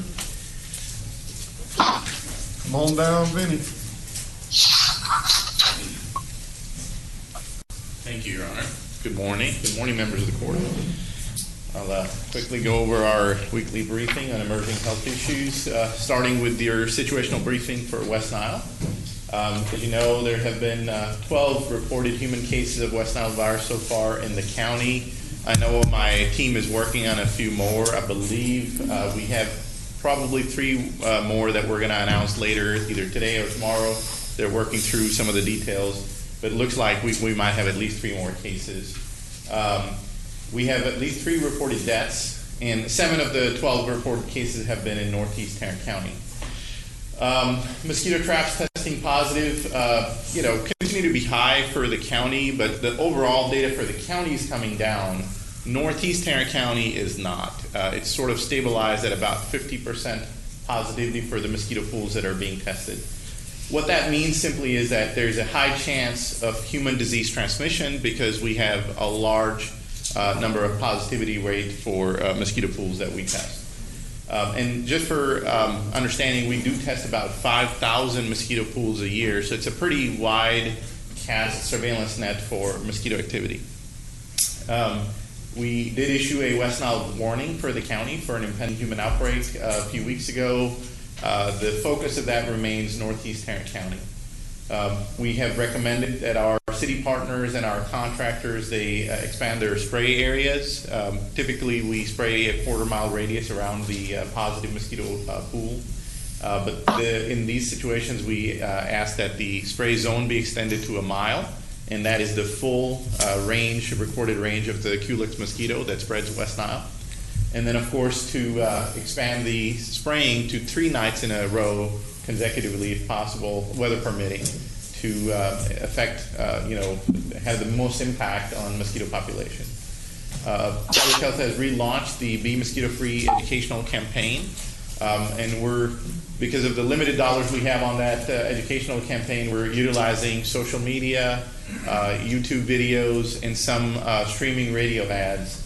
You won't see, the large billboard signs you see are mostly pro bono given to us by our various partners.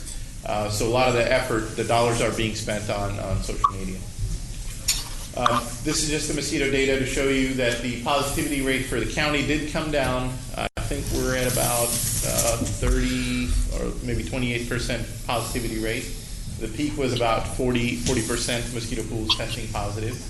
But if you look at the bottom left-hand chart, Northeast Quad, I was saying that we hit a peak at about 58% positivity.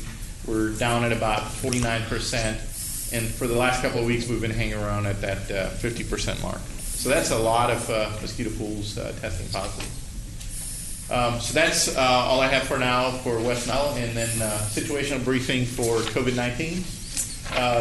Global case counts continue to rise, 25.4 million cases.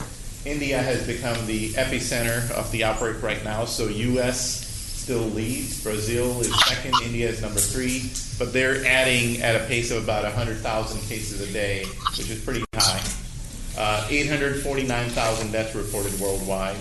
U.S. is at 6.02 million cases and 183,000 deaths reported. Texas is at 613,000 cases, 12,500 deaths. 5.4 million tests conducted in Texas, out of which 4.9 million are the viral PCR tests.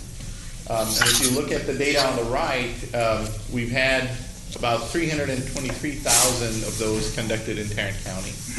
But I know there was a question last time about the weekly increase in numbers. I wanted to point out at the bottom there are 278,000 or so that are pending county assignment and 15,000 or so of unknown county. So some of that, I know our judge pointed out a few times that DSHS sometimes has data parked that eventually, once they get through all of that, shows up in different buckets. So I'm expecting a lot more to show up for Tarrant County out of that 278,000. So is that, I mean, they went from being able to only enter 48,000 per day to, I think, what, 100,000 per day now? Yes, sir. Well, what this says is that even at 100,000 per day, they're not getting everything entered. Well, maybe, they haven't. Okay, let's stop. Any comment like that again, and you'll be out of the room. Understood? Whomever. I think you guys are holding your ears. I've got a pretty good idea about where it was. Go ahead. So what I understand from this is a lot of time when lab results come, they don't always come with good information about the address of the person. So, we go through a lot of that pain trying to collect that information from the lab or the provider that ordered, and a lot of times these are through drive-through testing locations, so information can be hard to obtain. And I think DSHS is in the same boat. When they get large number of test results coming to them, sometimes it takes a while to get all of that information worked in, and that's where they're parking some of that county or pending county assignment. But that explains the unusual jump sometimes that we see. Like one week we'll see 60,000, another week we'll see 40,000, and then not a whole lot will change. It's because of that delay in what's happening there. Tarrant County, we've had about 42,000 cases reported, 556 deaths. We were going to report 5 more deaths today, but staff told me this morning that one of the addresses seems to be invalid. So we're taking that off for today till they finish finding out the exact address. So it's 556 deaths for Tarrant County, 36,000 recovered. One piece of good news I wanted to share, I know we've talked about the doubling rate of the outbreak, and it's more of a retrospective look on what has happened. And, I've come back here and told you how we went from 38 days to 21 days. Well, the good news is now we've gone to 55 days. So 55 days ago, we were at half of these cases. Now, if the outbreak pace continues, in 55 days, we're going to be at double. But it's hard to sort of gauge that because it accelerates, it decelerates depending on what's happening in the community. There are things that are troublesome happening right now. We have a lot of cases happening at our TCU campus. They opened the campus, I think they brought students back around August 10th. And classes on campus resumed August 17th. Since that time frame, we've had close to 500 reports from TCU that there are cases occurring. They're doing a lot of rapid testing. So some of those results are still being worked on and so forth. We've had some schools reopen. You've heard me say, and in the media there's been stories about different school districts having to send kids back due to various exposures. Some of the larger ones have sent close to 150 students home. Some have sent 40 students home. We've had teachers that have been out tested positive. We've had athletes that are out tested positive. There are reports of high school coaches. So as schools reopen, they need to be very cautious. We've had several calls with the schools. And nowhere in the county we believe that there are metrics that allow complete in-person learning. But there are places in the county where they can have hybridized learning available, where some of the kids are in school, some are learning from home online, and possibly maybe switch out. And there are some areas that are completely not okay to do that. They should be trying virtual learning depending on what's the metrics in those areas. We've sort of shown this dashboard to our school partners, and we look to unveil that out to the public hopefully this week after we get some school zone boundaries clarified as they redraw during the summer. So that's kind of a quick update on what's happening in Tarrant County. U.S. situational awareness, again, 6 million or so cases, 183,000 deaths. I did want to point out for Texas, we're heading downwards, which is great news. I was a little worried what was going to happen. Our case rate for Texas is still pretty high. I'm going to double check the math, but I think it's like 2,000 cases per 100,000, because on their dashboard they mentioned 20 per 1,000, which is not usually how we report.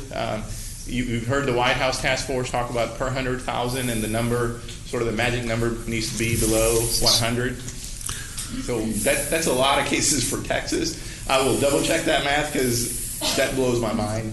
But the bottom line, I have 3 arrows pointing out, particularly South Dakota. They are experiencing a explosive outbreak. And the reason I bring that is they were sort of a model state for several months. Let me ask a question. Go ahead, because I think maybe you're going to explain why you think that happened. Yes, sir. Sturgis motorcycle rally. I think that has changed the course of the disease in South Dakota. They were touted as a state that did not want masks, that did not go through a shutdown. Yesterday they issued a stay-at-home order because of this increase in cases. There were several thousand people that went to the Sturgis Motorcycle Rally a couple of weeks ago. It's a 10-day-long event, and as we can see, we're reaping the rewards of that.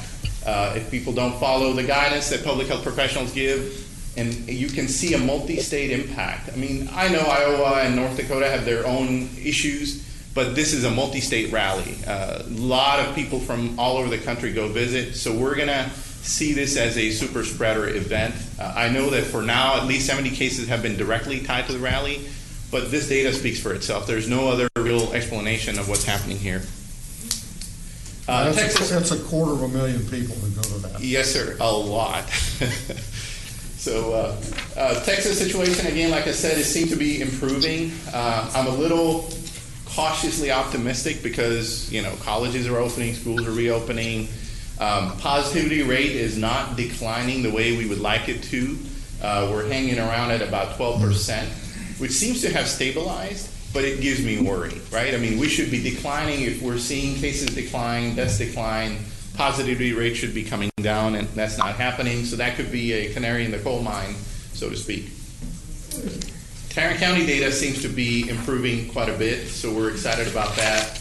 Lab-confirmed hospitalizations seem to be down. We're in the 200s. At the peak, we were at like 740, I think. We're at 221. So that's good news. People in the hospital with COVID-19 are declining. Bed occupancy rate is doing pretty well. Of total bed capacity, we're at about 5% occupied by COVID, so that's great news. Of all the occupied beds, we're at about 7%, which is trending downwards. Great news there as well. Case trend seems to be declining for the last several weeks. Recent data can take a while to fill in. We're at 2 to 3 weeks of lag again, but even if you take those recent 2 to 3 weeks out, we're still below our 100 per 100,000, the red zone criteria. And the positivity rate is also declining. We're at 9% positivity rate. That does give me a little bit of pause because we've been at 9% for almost a week. So we're sort of flatlining there. And with schools reopening, colleges reopening, I'm a little cautious on where we're going. So I would like to see that go down more, so we can, hopefully continue the trend. Influenza or COVID-like illness trends are actually down significantly. Last couple of days have been up a little, but overall the trend seems to be down, and the 7-day moving average keeps coming down, so that's great news. And the reason I share all of these is that all indicators are pointing down, so that's good news. We have strength in our trend. We like to continue doing the right things that our community is doing. A lot of us are making sacrifices. You heard people say those about those sacrifices here, and we appreciate those. We really do, because the data speaks for itself. So how do we continue to bend the curve? Continue to wear masks everywhere. That's updated guidance from the CDC and the White House Task Force. They want you to even wear masks indoors, outdoors, at any social gatherings. Stay home as much as possible. Stay 6 feet away from others. Avoid large group gatherings, and follow public health guidance. And I'd be happy to answer any questions y'all may have.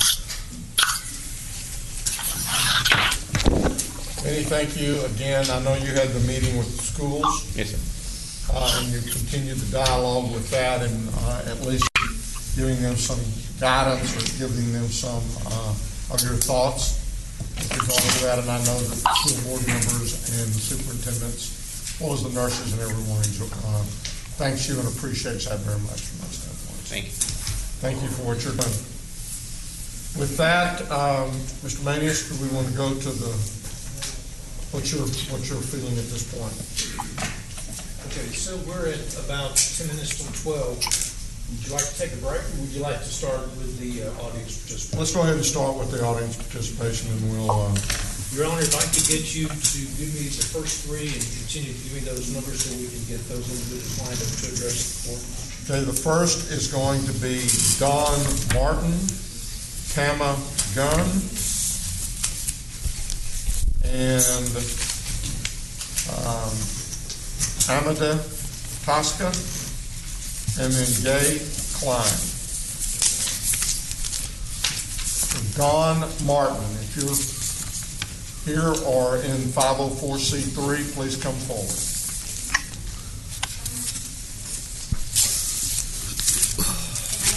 Yes.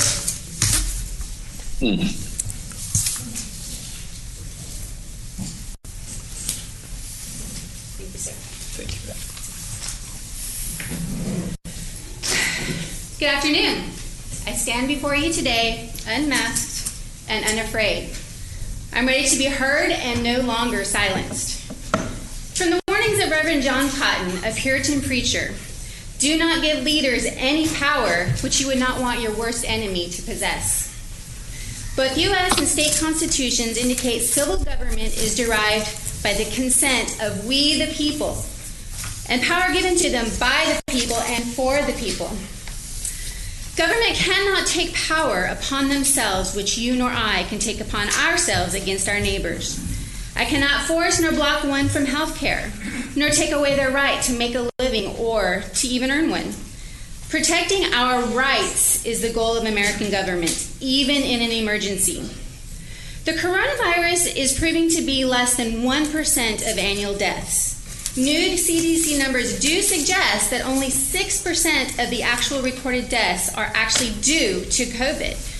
That's only 10,928 nationally and only 36 in Tarrant County. The number one killer in America is heart disease at 650,000 annually. Cancer is right behind it, 600,000. Government has fast-forwarded an agenda that has weaponized our disease care system, forcing elderly to remain in facilities locked up away from their families, afraid and dying alone.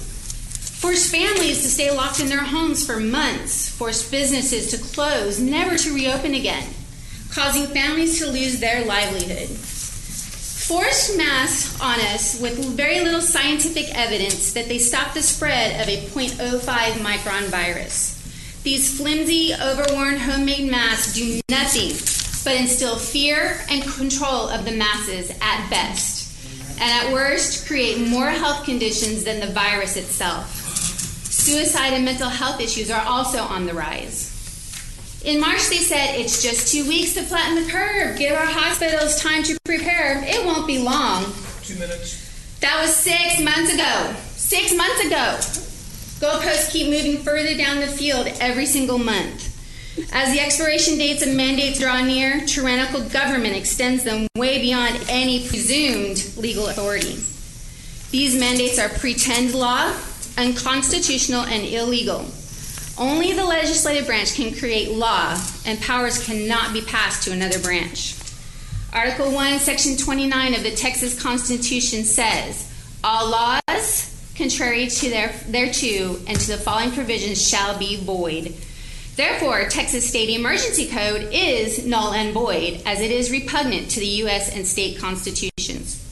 Governors, judges, mayors, and law enforcement have evidenced their disrespect and disregard for the rule of law and their oaths by directly violating constitutional provisions. 3 minutes. Emergency code should be helped to maintain our rights, not restrict them. Ms. Martin, thank you for your comments. Can I just, one more statement? One more statement. Judge Whitley and Governor Abbott, I implore you to admit your transgressions against Texas citizens. Restore our power back to the people.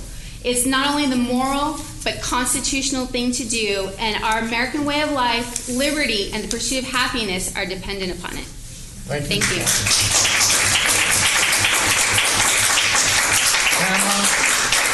Okay, we're going to stop with the clapping and all of that. We're going to have the comments, and then we're going to move forward. Pamela Gunn.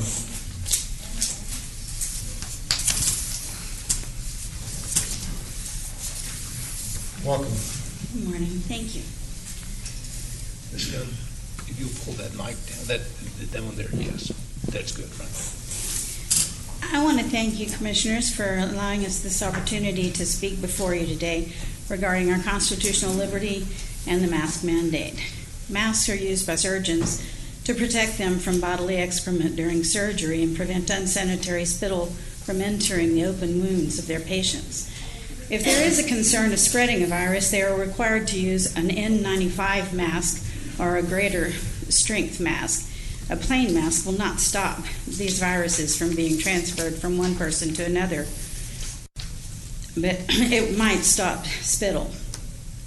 According to the CDC, N95 respirators are the PPE most often used to control exposures to infections transmitted via the airborne route. Though their effectiveness is highly dependent upon proper fit and use, N95 respirators are intended to be used only once and then properly disposed of and replaced with a new one. The way we're wearing our mask only increases the risk of contamination. Every time we remove it to take a drink or eat a meal, we lay it on an unsanitary surface, pick it up with our dirty hands, we sign things, we pick up things, we touch unsanitary surfaces all day and then touch our masks. When they're not in use, they're in our purse, in a pocket, or hanging around our sweaty necks. There's nothing sanitary about the way these masks are being used. However, they do have potential side effects. Increased anxiety, isolation, fear of our neighbors, families, and friends. A good example of that is my own sister has not been out of her house for 6 months because she's living in fear of everyone and has unfriended me on Facebook because of my stand against masks. A young boy was standing in a 105-degree temperature in Texas summer gathering carts at Walmart, and a customer went and complained he didn't have his mask on.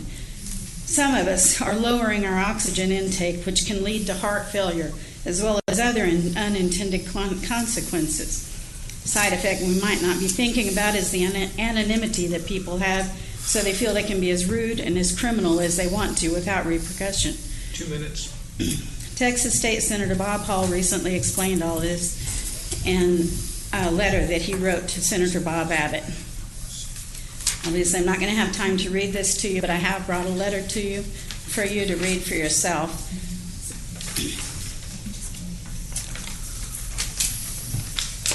So what I would like to point out is, yet we continue to disseminate misinformation which causes Texans to live in fear. We continue to govern based on fear as though we have learned nothing in the last 6 months. The biggest lie of all is there's no known medical treatments. We just have to wait for a vaccine. Fear is not a principle for making policies. Senator Bob Hall also asked me to give you a copy of this resolution they're putting together to bring before the legislature, which ends by saying, now therefore be it resolved, the state of Texas allows schools to once again be filled with education, sports, and extracurricular activities, revitalize commerce and small business to fulfill the obligations of our livelihoods, promulgate the latest scientific findings and medical advice, and empower every Texan to progress forward in confidence, making informed decisions based on their unique situations. Let us open Texas. Amanda Tosca.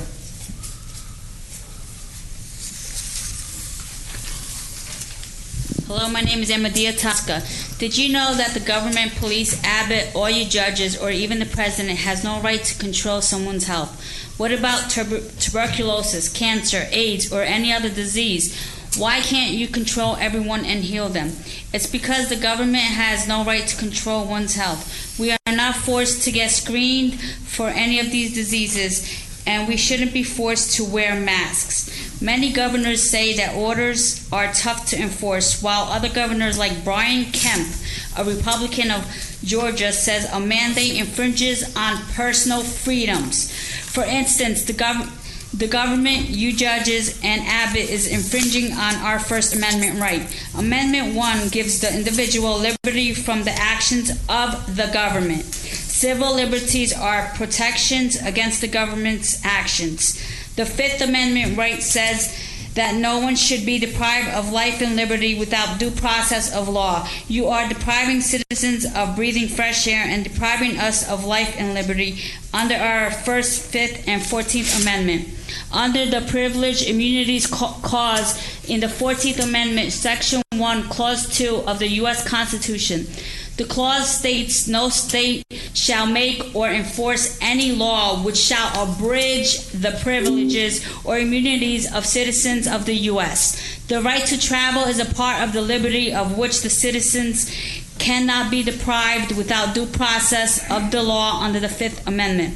We have every right to travel freely around and about our towns, cities, counties, and states. Do I need to elaborate on what freely means? A restraint is being imposed on us by the government, violating our First Amendment right, our liberty to travel freely under the Fifth Amendment.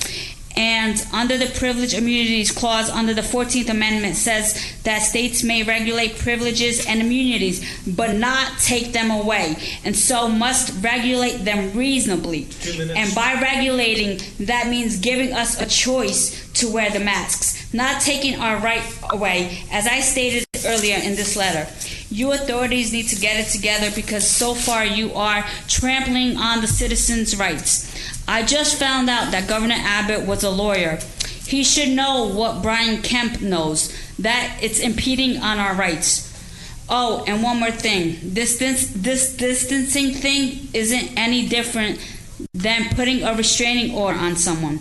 The distancing thing probably violates our right to life and liberty as well by not allowing us to live without fear. Thank you, Ms. Tosca. Danny Klein.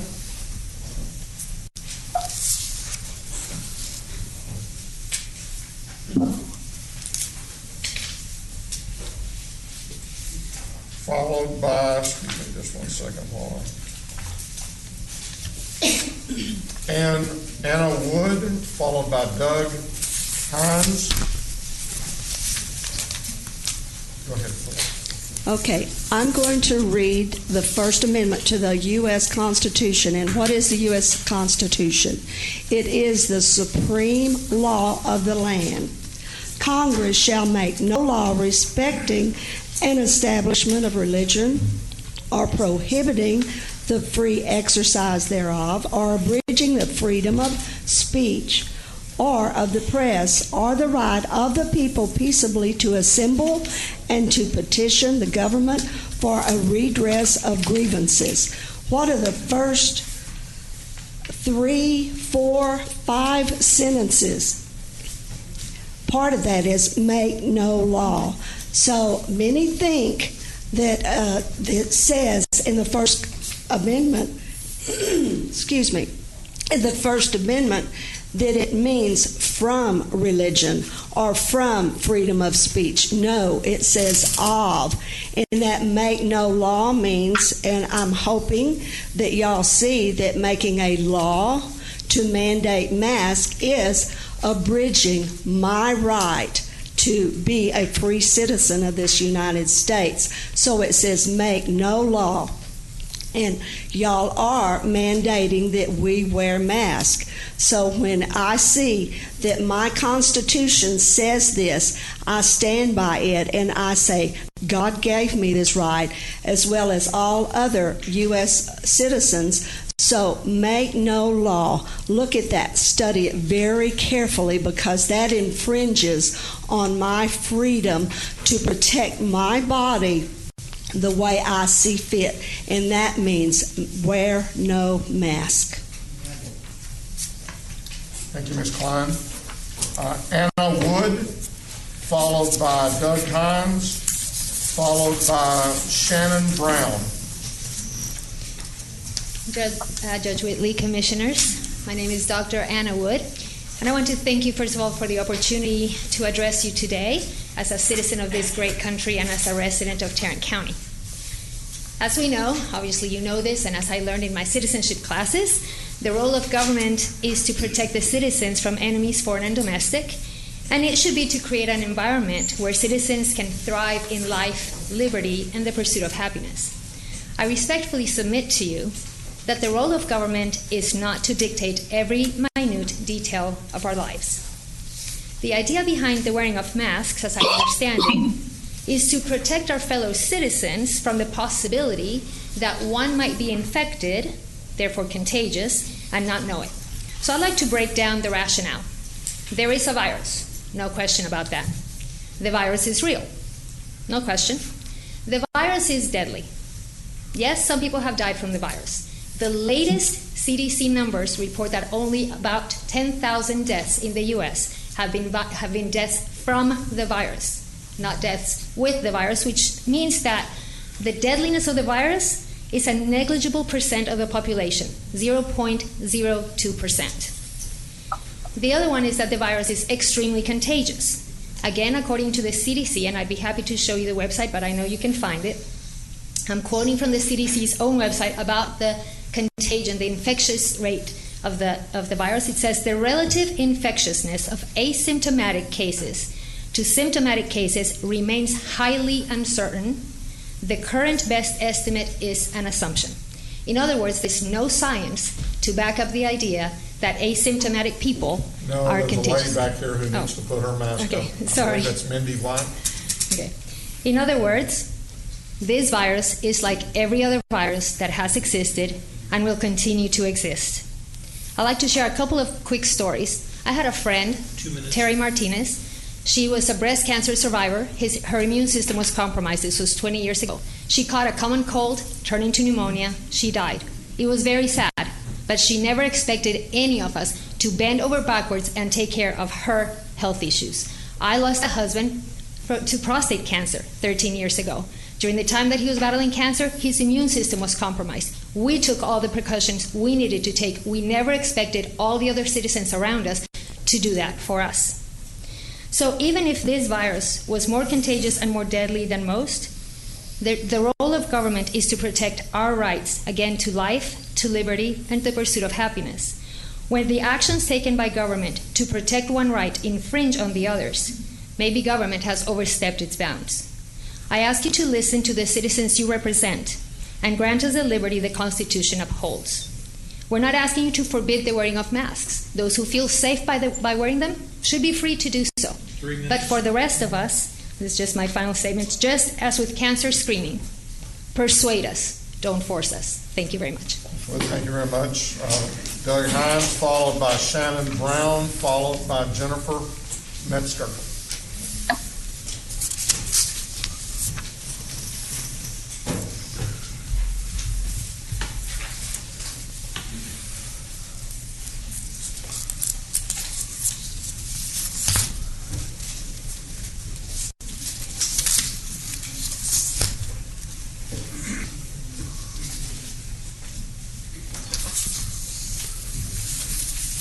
Good morning. Good morning, Judge Whitley, Commissioners. Thanks for allowing the citizens to speak for freedom today. There's a battle going on right now. There's a battle going on right here in Tarrant County. There's a battle going on in Texas. There's a battle going on in every city within Tarrant County. There's a battle in the U.S. and in the world. It's not a battle of flesh and blood. It's a battle of spiritual. It's a spiritual battle going on. It's good versus evil. How do you fight a spiritual battle? Reality and facts. Let's start with the facts. 557 residents of Tarrant County have died of the COVID disease. That's what the numbers say. That is out of 2 million people in Tarrant County. God bless them. God help them in heaven. But that is, and many of them have probably just died of old age. But nonetheless, 1/4, what that represents is 1/4 of 1/10 of 1% of the citizens of Tarrant County have allegedly died from the COVID disease. And I say allegedly because out of that number, we have 94% died with comorbidities. That leaves approximately 34 people in Tarrant County out of 2 million people that have died directly, supposedly, of COVID. So that's the truth. What's the reality? Because of this alleged pandemic, the reality shows businesses and liberties have been crushed. People are unable to visit their loved ones in hospitals, in nursing homes, and in elder care centers. In the last dying days of their life, they are locked up like animals.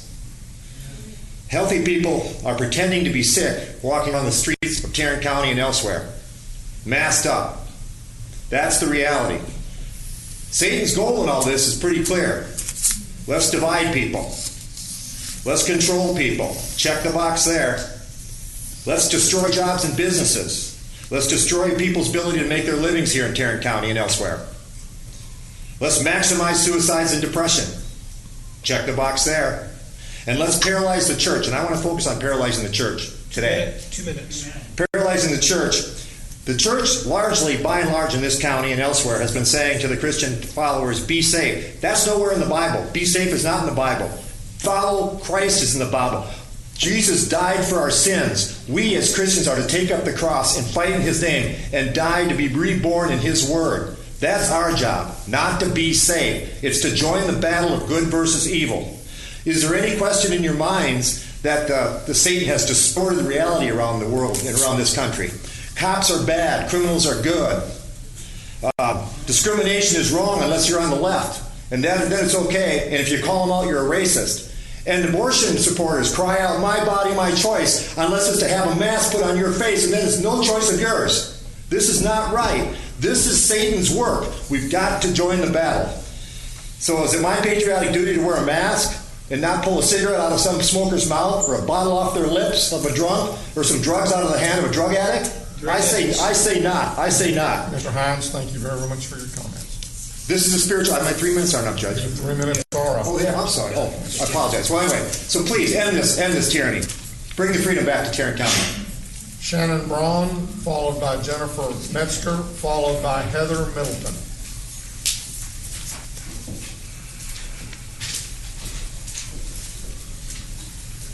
Hi. Thank you for this opportunity. My name is Shannon Braun.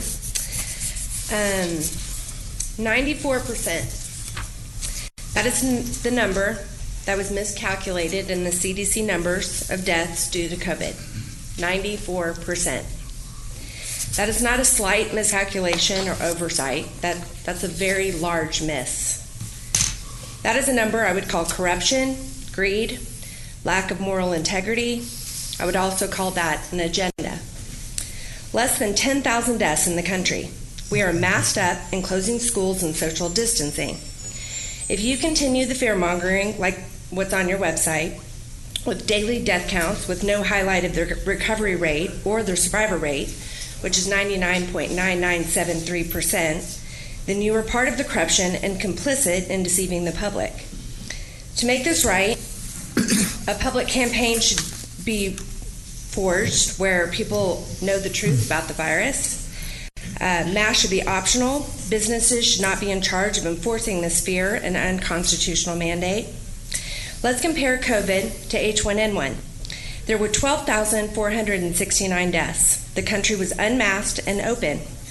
COVID is less than 10,000. The sad part about all of this is that the health establishment is complicit in such a national and global deception. What else has the health department been lying about? What other 94% issues have yet to be uncovered and found out? Vaccines, are they safe? Possible cures to diseases that cost pennies instead of hundreds to thousands of dollars. Loss of life for many. Tarrant County has the opportunity to lead. You have the opportunity to end the fear and deception. If the CDC was off on their death toll numbers by 94%, I would be questioning test kits, false positives that were given, the number of positive cases at all. I have a feeling that the actual number will be another 90% lie. I'm not sure that any information can be credible at this point. You should question everything. It's almost like the CDC has never calculated numbers before. Yet we are making policy and forcing an agenda on Texans and the people of Tarrant County. Texas has been a focus for the virus. Daily increases in numbers by the thousands, yet no symptoms. Positive tests that weren't even taken. I can give you countless examples of this. We have kids masked up at schools from elementary to college, and the virus doesn't even attack that age group. The age of 0 to 24 on a national level is 309 deaths, and who knows if that's even accurate. The fear-mongering must end. Unmask the people of Tarrant County. Lead Texas by saying no to this agenda that is harmful to individuals, takes away individual freedom and personal responsibility. It's unfair to businesses, unfair to the educational system, and harmful to the state of Texas. What is the end goal? How long will this go on? When will it end? I choose freedom, freedom from contact tracing, freedom from poisonous vaccines, freedom from dehumanizing masks, freedom over my health and the choices that I make. I'm asking you to do the right thing. I'm asking you to choose the right thing and to end the fear-mongering. Thank you, Ms. Bond. Jennifer Metzger, followed by Heather Middleton, followed by Amanda Frederick.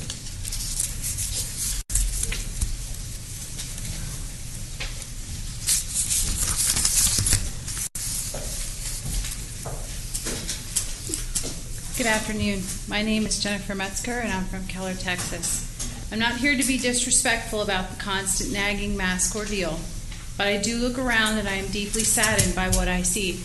I've been continually saddened for month after month after month. We are in America, and we are covering our faces.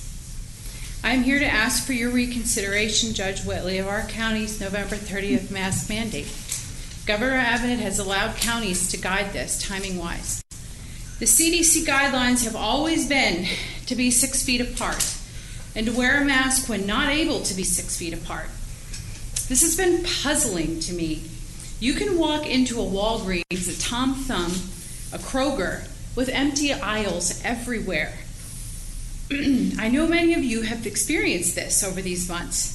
And you'll find workers with masks and plexiglass protection all around them. And still, you need a mask up covering your whole face. You could be 50 feet from someone, and we wear a mask. Why have we gone so overboard? Why are we well beyond our own CDC guidelines? We're beyond it because of fear, and we're beyond it because of a mandate. People that I know, people have spoke of this before me, are cowering and afraid. There are family members that aren't even talking to each other because one says, I want my liberty of knowing when to put my mask on to protect someone and when I know I don't need it. God bless these people with all this fear. It's quite tragic when you have no faith and you only have fear. I think we can wisely navigate our fear with faith and our common sense as Americans. It's gone way beyond the guidance of the CDC and even the President of the United States. Workers are suffering. I ask everyone I come in contact with. 2 minutes. Migraines, lack of sleep, breathing problems, rashes. I bet these police officers around here are having a difficult time many days. I speak to all of these people, and they say they might not be able to continue their job if 8 hours in these masks. Our children, I have 3 sons. My youngest son sits right now with a mask, plexiglass on all sides of his desk, and he is 6 feet apart from his peers. He's not allowed to pull his mask down for even an instant. How about their social and emotional well-being? Kids are resilient, thank God for that, but this is so hard on them. Fear is controlling all. Our liberties have been taken in some way with this, and I know everyone in this room has felt it in some way. We all know the rate of recovery is 99% for healthy people. Mask the sick and immune compromised, not the healthy. Children have been proven to not suffer from the virus. I have been witness to this in many cases. My middle son had his first big migraine yesterday. First full day of school, mask up, only to eat does it come down. He begged the teacher to allow him to take it down. He was not permitted. 3 minutes. Thank you, Ms. Metzger. Please reconsider the November 30th. Thank you, ma'am. Heather Middleton, followed by Amanda Frederick, followed by Dr. Carrie Wood.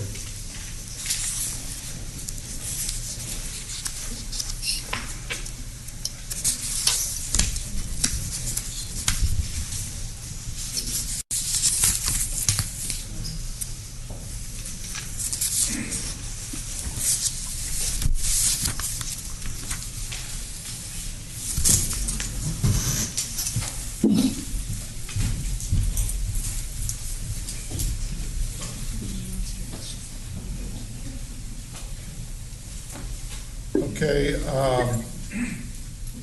Heather Middleton's comment was, I believe masks should be a choice and not forced. Amanda Frederick. I do not wish. Okay, we need freedom of choice. Dr. Carrie Wood. I would like to register the following opinion. Objective science disputes the effectiveness of masks to stop or slow COVID virus. CDC and Dr. Anthony Fauci has stated on the record that masks should not be worn. The psychological impact of mandatory masks is negative and produces fear and low immune systems. Terry Lee Stanley, followed by Vicki Stanley, followed by Trent Pointer, I believe. We're gonna start it up here. Terry Lee Stanley. Good evening, Judge, Commissioners. My name is G. Stanley. I'm a resident of Tarrant County my entire life. I'm also diagnosed autistic. Recently, because of this mask mandate, I've been forced to stay at home. I have not been able to leave that much. First time was a few weeks ago when I was able to attend an EC meeting for the Republican Party. So a few months later, in early August, I was able to attend a rally here in downtown Fort Worth over what happened, over everything but March for America, because of what's been going on lately with the protest. Sorry. That's all right. Take your time. Yeah. So because of the situation, we tried to give me a mask. We tried to call my doctor's office to give me a medical exemption card so I could not wear a mask out in public, because it's hard to wear a mask, especially with my autism. And they told me no. They rejected my application. I could not wear it, so I have to stay at home now. So I can't even go to school because right now, if I have to do it in person, I have to wear a mask unless I can get a medical exemption card, which I cannot get. That is disgusting what has happened. And a lot of people, we've seen a lot of videos online of those who have decided that because of these mask orders, they're going to enforce them themselves. See people demand that you have to wear a mask all the time. People who are not work employees target others, and it causes a lot of fights. My mom won't even let me go outside. She's afraid that we might lose it if something might happen to someone else. The mask order, the governor's mask order specifically states that if you cannot social distance, wear a mask. Well, I social distance, we all do. But people have decided that both social distance and masks are applied to everything. Recently, Collin County came out with a statement. Here's what it says. One second. Sorry, I gotta find a second. That's all right. Take time. Notice, Collin County is providing COVID-19 numbers and data at the convenience of our residents. However, Department of State Health Services officials have acknowledged that the active case control for Collin County is significantly overstated. We advise residents of Collin County lacks confidence in the data currently being provided to us. DSHS officials have agreed to immediately redirect resources to correct the issue, but we have not provided a timeline when the reports will be connected. That's crazy if it's happening in Collin County. Could it be happening here in Tarrant County? Could we overstated our sources? I've also read reports in Florida, And other states where people have said that they never got tested, but yet somehow they got positive case. Someone recently had a sue to get the name off list because they said, I never got tested, but yet I got a letter saying I'm COVID-19 positive. How is that possible? How is it possible that we have this situation going on constantly? Thank you. Please consider this order. Mr. Stanley, thank you for coming out and speaking today.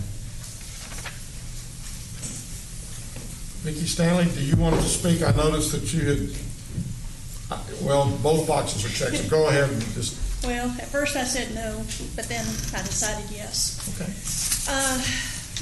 There's a lot of things I don't quite understand. When y'all mandated masks, but now I think I really want to talk to y'all just openly about the fact that I'm 58 years old. I'm assuming y'all are at least that age. Thank you. Well, my problem with all this is we grew up in a day and age when someone came home with chicken pox. Guess what? Every parent sent the kid out to get chicken pox. My entire life I was exposed over and over again, and I never got chicken pox until I was 24 years old and had a 6-month-old baby, and guess who got the chicken pox? And gave it to her baby, too. We cannot always know how things are going to happen. How can you be exposed over and over as a child and then later on as an adult get this disease? It does happen. We get the flu, we get over it. I have a problem with the mask. I am type 2 diabetic, I am asthmatic, and I have a neuromuscular disease. Every rule should say, well, you need to stay home. I have to support myself and my child. I have to take care of me. If I were unable to, if I were totally disabled, I would expect the government to take care of me because I have paid in, because I have worked since I was 17 years old. But it is not the government's responsibility to take care of me when I have a job and I can go and do it. And if I get sick, I get sick. Sorry, as a Christian, it's God's will. If I die, it's a win-win situation because I get to go to heaven. I feel sorry for everybody else because you're still here. But the reality of it is we have to quit fear-mongering. I cannot take my son out in public because, as he said, there are little Nazis running around who think because you've done a mandate that they have the right to tell us that we have to wear masks. I'm not talking about employees. I'm not talking about the police. I am talking about the average citizen on the street who thinks it is their right to try to enforce the law. And it's not their right. You have given people power that they do not have any right to have. And I promise you, if somebody accosted my son, I would kill them. I would tell you I did it. I'd tell God I did it. Because my job is to protect my son. My job is to protect me. If you want to wear a mask and protect yourself. But my wearing a mask does not protect you. We have touched this podium and blessed the man who has to keep coming and wiping it. But I go to the grocery store every week. I have to touch fruit. I have to touch cans. I have to touch bottles. And people go along behind me and they touch them too. Are you telling me we only spread COVID this way? Because I can promise you, I'm now spreading COVID if I have COVID. We are not being rational about our behavior. We're not being rational about how diseases spread. And we already know that people are lying about it because it promotes an agenda for them. 3 minutes. Thank you. Thank you very much, Ms. Stanley. Trent, I believe it is Pryor, followed by Damon Harvey, followed by Jan Whitmore. Hi there. I'm representing Trent Prem and Beth Prem. They had to leave because they have a job and they couldn't wait around any longer. He was here to... Your name is? Karen Johnson. He was here to speak on behalf of being a small business owner and a taxpayer. He owns a business, a construction business, that lost 85% of their business once COVID struck. They now have to make a decision on long-term employees that have been around for 11 years that had to quit and stay home because they had to homeschool their children. And they had to choose between their job and the safety of their child. What happened in the spring was with staying at home for virtual learning was more of a babysitting job for parents. Now with the new setup for it, it's going to require even more work as parents to actually help teach, help with technology, help with the Zoom, help with all of those things. It's so much more involved, and parents are no longer are able to find babysitters to do it. They really have to stay home, and they're losing their jobs. This was said, and I think it's really important, and I just lost it. I'm really sorry. Even presuming the incorrect hypothesis that children are the spreaders in school or around anywhere, it is not the job of a 10-year-old to bear the deprivement of education and social connection for months on end to protect adults.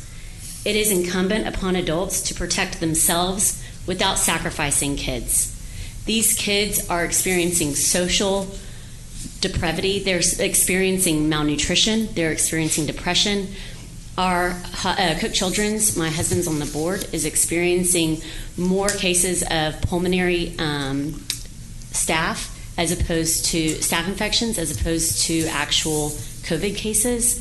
These kids are getting sick wearing masks at school while they're 6 feet apart, which doesn't make any sense. They can all be together and eating lunch, but then they have to be 6 feet apart at their desks if they're even allowed back in school. 2 minutes. What we have done is put women back where they now have to choose between their job or their or their safety of their kids. These kids need to be back in school.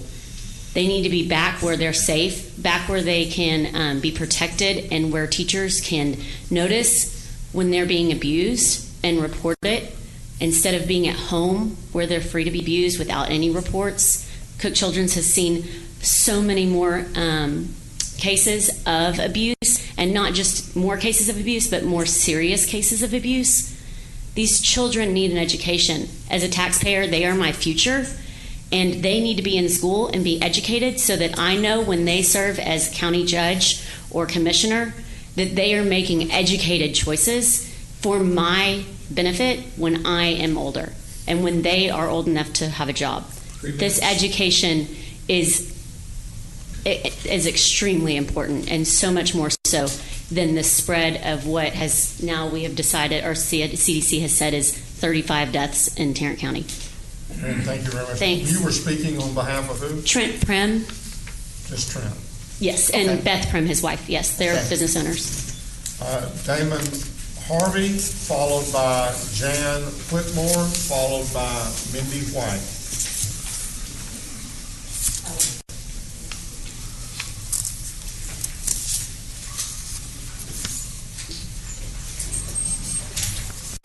Good afternoon, gentlemen. I had a nice speech written out, but I have to deviate a little bit. Just want to discuss the numbers just very slightly on the basis of my son had COVID. He doesn't live in Tarrant County, but my son did have COVID. He had a moderate to severe case of COVID. And I was looking on the CDC website during all this, and I noticed that it said the number of positive samples. Key word, samples. He was tested 4 times in 11 days for 4 positive samples. Where does that fit into the numbers? Are they using the numbers, back and forth as samples and cases? I don't know. It can't be proven to me otherwise, because my son had 4 positive samples before 2 negative samples, and it said on CDC website positive samples. Thankfully, he's all healed. My sister and her husband currently are suffering with COVID, and they have a more milder case, but every one of these 3 people that I mentioned wore a mask everywhere they needed to wear a mask. And that brings me to the point that I came up here to speak about. I'm a 100% disabled vet, both served in the Marine Corps and the Army. And I've always followed the rule of order and rule of law. As long as it's a lawful order, then I obeyed it. And so therefore, even going into stores, I try to wear a mask, even though being 100%, I do have exemptions. My son having COVID did have a doctor's note saying that he does not have to wear a mask. And yet, we were in a Panera store, a Panera Bread, and he didn't have a mask on. They come up to him and they tell him, "Sir, you need to have a mask on." And I flat out tell him he has a medical exemption. And they looked at me, they looked at him and said, "We do not care." Why is it that these businesses can sit there and violate the individual fourth bullet in y'all's mandate that says the requirement of a face covering does not apply if covering the nose and mouth poses a significant mental or physical health risk to the individual? It's like, is it because they're simply fearful of the cancel culture that is going on right now? That it's like people sit there and gripe at them for, hey, this person's not wearing a mask. It's none of their business. First of all, it's like, as a 100% disabled vet, I had to show that I had a medical note not to wear a mask in here. Then yet, when I had wanted to come into this room, I had to wear one. It's like, okay, I wanted to sit with the main people, I'll go ahead and wear one. But why should anybody have to prove that they have a medical condition when that violates HIPAA? I should not have to show I have a medical condition to go in anywhere to not wear a mask. Yet if I go in somewhere not wearing a mask, either the store employees or the customers, as this young man was talking earlier, will come down on you with a rain of fire about not wearing a mask because you don't want to protect them. Maybe it's you're protecting yourself from mental illness or other physical harm, as is written in the mandate, yet we are not given that opportunity to go into a store freely without being subjected to discrimination. 3 minutes. Thank you for your time, gentlemen. Thank you, Mr. Harvey. Janet Whitmore wanted to make just a comment that says stop the mask mandate. Mindy White, followed by Blanca Martinez, followed by Janet Jackson. Good morning. Good morning. So I sent you an email. Did you get it? I don't recall getting it. Okay. Well, what do we do about that? Try again. Okay. I'll put my office out there Okay. and we'll make sure that it gets through. I sent it to your secretary as well. Again, Okay. double check with her. All right. And see if we can take care of it. Because the people I work for, when I get an email, I have 24 hours to respond. Just saying. The New England Journal of Medicine on the topic of masks. And one of the reasons why I asked that is because I did want to discuss the email with you this morning. Because it addresses. I guess, again, from the perspective there, I'm not going to get into the debate. As I have said before, everybody has a different source that they feel like they can rely upon.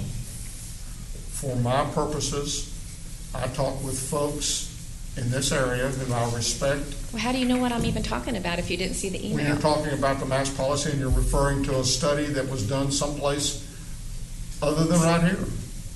So I'm assuming that you're going to say, well, what do you think about this particular study? So I won't assume, you just go forward. You got 3 minutes. Okay. Start the 3 minutes again. It's pretty much reiterating what everybody else is saying, what this is doing to healthy people, and this is wrong. This is 42 sources, 42 studies of the dangers and the ineffectiveness of mask wearing, okay? I'm not going to go over all of them, but I will leave it in your office. Just a couple of highlights. This addresses a little bit about what we talked about last time. The chance of catching COVID-19 from a passing interaction in a public space is minimal. In many cases, the desire for widespread masking is a reflexive reaction to anxiety over the pandemic. Researchers are concerned about possible burden of face masks during physical activity on pulmonary, circulatory, and immune systems. Surgical masks were also found to be a repository of bacterial contamination. Healthcare workers wearing cloth masks had significantly higher rates of influenza-like illnesses after 4 weeks of continuous on-the-job. The increased rate of infection in mask wearers may be due to a weakening of immune function. I mean, what else can we say to you except to appeal to your humanity, to please make changes in this for the people who are healthy? Is there any movement on your part at all? If you're pausing, are you through with your comments? I'm asking for a response. Then what I guess the response that I would make to you is the response that I have made to several people. I have sought out the advice of folks who I feel very respectful of in this community, from an infectious disease standpoint, from a medical standpoint. I believe that folks can find support for anything they want to believe. Now, you're asking me, so if you want to start shaking your head, then that's where we'll end the conversation. Go ahead. But I seek out opinions and thoughts from folks in the medical community, in the public health community, in the business community, and cities. All of this as I'm looking at the types of orders or whatever I may be thinking at that point in time may need to be issued. 2 minutes. I do not go out and start trying to find what I consider to be hired guns, whether it be for CNN or MSNBC or Fox News or for anybody else for that matter. I talk to people who I've known and have worked in this community for decades. And those are the folks who I depend upon to come up with that information. You may not, you found something, everybody has found something to support their deal. Ultimately, I have to be the one that makes the decision because I have to feel comfortable with what I do. And the way I do that is to talk with people in this community whom I respect and have respected for many years.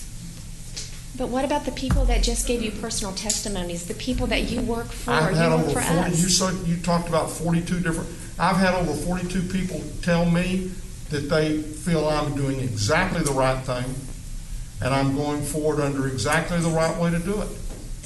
And then ultimately what I have to do is to make that decision.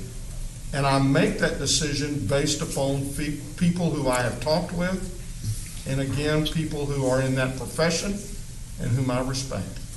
So the people that have come here, given personal testimony, doesn't matter to you. Okay, we have 30 seconds yet. I've listened, but I ultimately have to make a decision, and I ultimately make that decision based upon the professionals that I've talked with and who I feel comfortable with. Thank you very much. Blanca Martinez, followed by Janet Jackson, followed by Jay Lyman. Your Honor, Mr. Lyman does not wish to speak. Okay, then I'll read his comment there at the end.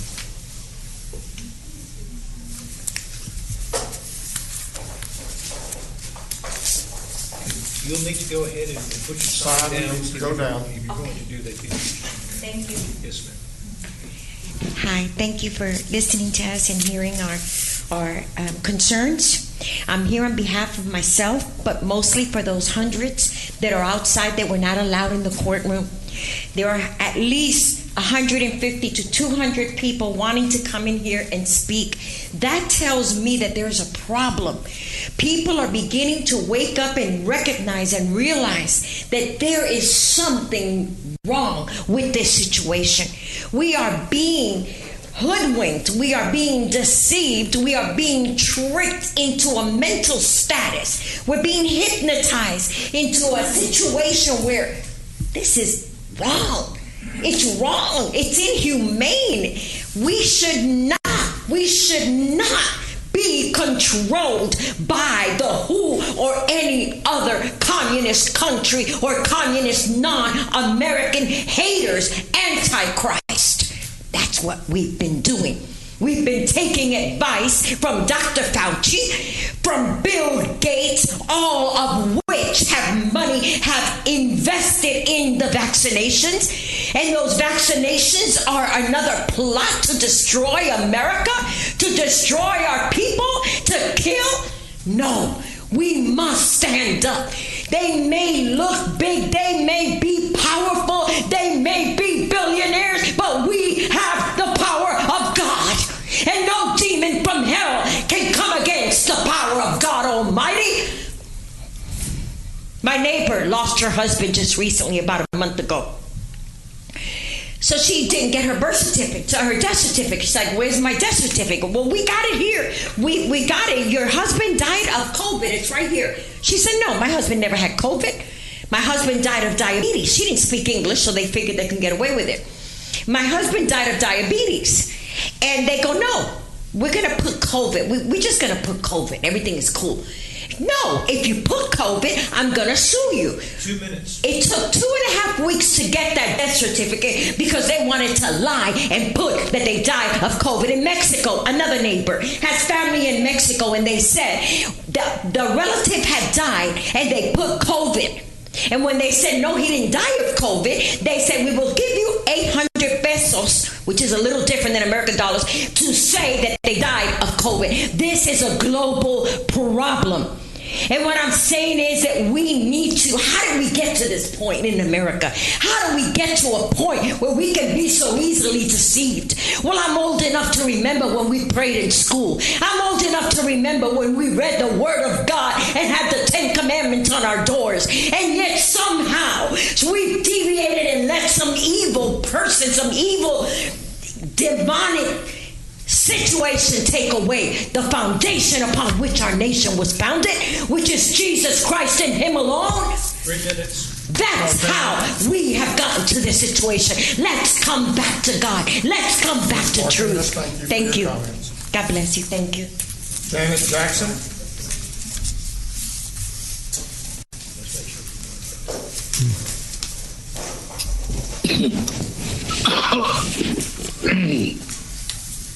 She's coming, or we're waiting on her. I'm going to go ahead and read Jay Lyman.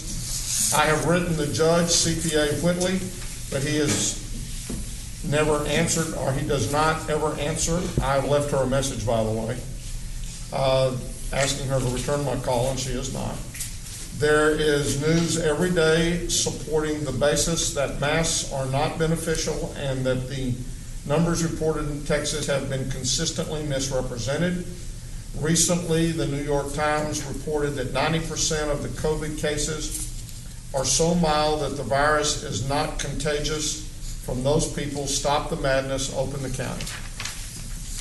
Is Ms. Jackson coming forth? Janet Jackson.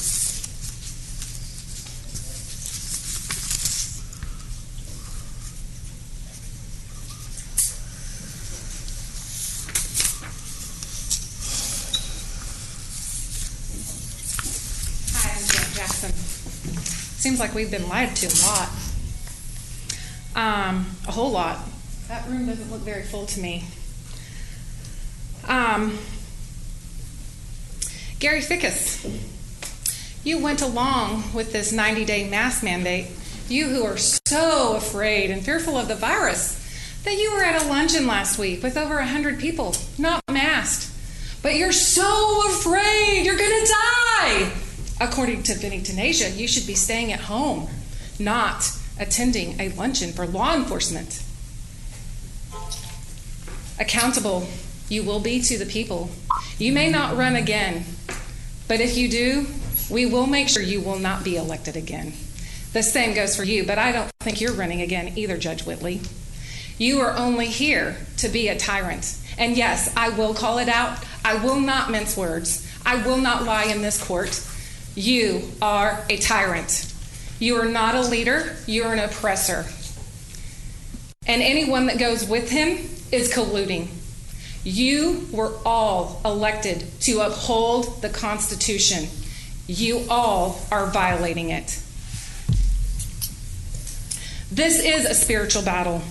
And the reality of God's word keeps us rooted in the reality as a lamp unto our feet.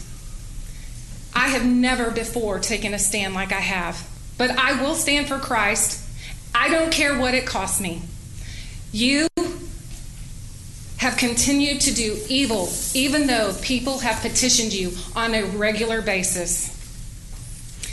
His truth will set you free if you allow it. If you don't, you will burn in hell. I'm just sorry. That's the way it is. I urge the commissioners to rely on God's word and his spirit to guide and direct you and give you the courage to see the truth and what is right. I know you think what you are doing is right. 2 minutes. You can believe that all you want. I'm not asking you to do what you think is right. I'm asking you to do what God says is right. In the spiritual battle, there is no room for cowards, and I will not be a coward today. I will pick up my cross, and I will carry it for Christ. My God will give me the eyes to see and the ears to hear. And I'm asking that my God, the God that made the heavens and the earth, give you eyes to see and ears to hear and the courage to fight and listen in Jesus' name, because He is the truth. He is the light, and He is the way. And for you to continue this tyrannical oppression says you do not believe in Jesus Christ. You do not accept Him as Lord and Savior, because it is directly Him you are each fighting against. And anyone in here that believes that they are not afraid, you're mistaken. They're not afraid. They're manipulating and lying to you. You might also read the part about judge not lest thee be judged. Thank you, Ms. Jackson. I can be judged. I'm holding accountable to what you're doing is wrong. Thank you, Ms. Jackson. Okay, that takes us through our audience participation portion. Why don't we go ahead and recess? I do have one more. Did you read Dr. Daly? Yes, I did. Okay. Thank you. With that, we're going to recess for lunch and begin back. Do we want to go into closed session? Let's just go ahead and do. All right. Having returned from our closed session, we'll now get started with our Commissioners Court meeting.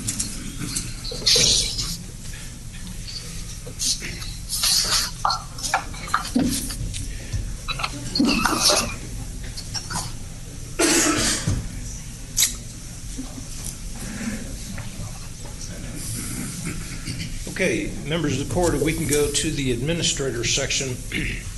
On the first item, we do not believe that the governor issued any executive orders as it related to COVID. You might note that an order was issued as it relates to Hurricane Laura, and as part of the declaration of disaster, Tarrant County was added into, I believe, 39 counties that were identified as part of the disaster area. As we go farther along in our agenda today, we're going to get a short briefing by emergency management that's going to talk a little bit about the sheltering that's been happening in Tarrant County and some of the roles that we have played. So we can now go to item number 2. Rachel, are you on the line from Guidehouse? Yes, GK, I'm here. Okay, would you like to start your presentation? Sure, of course.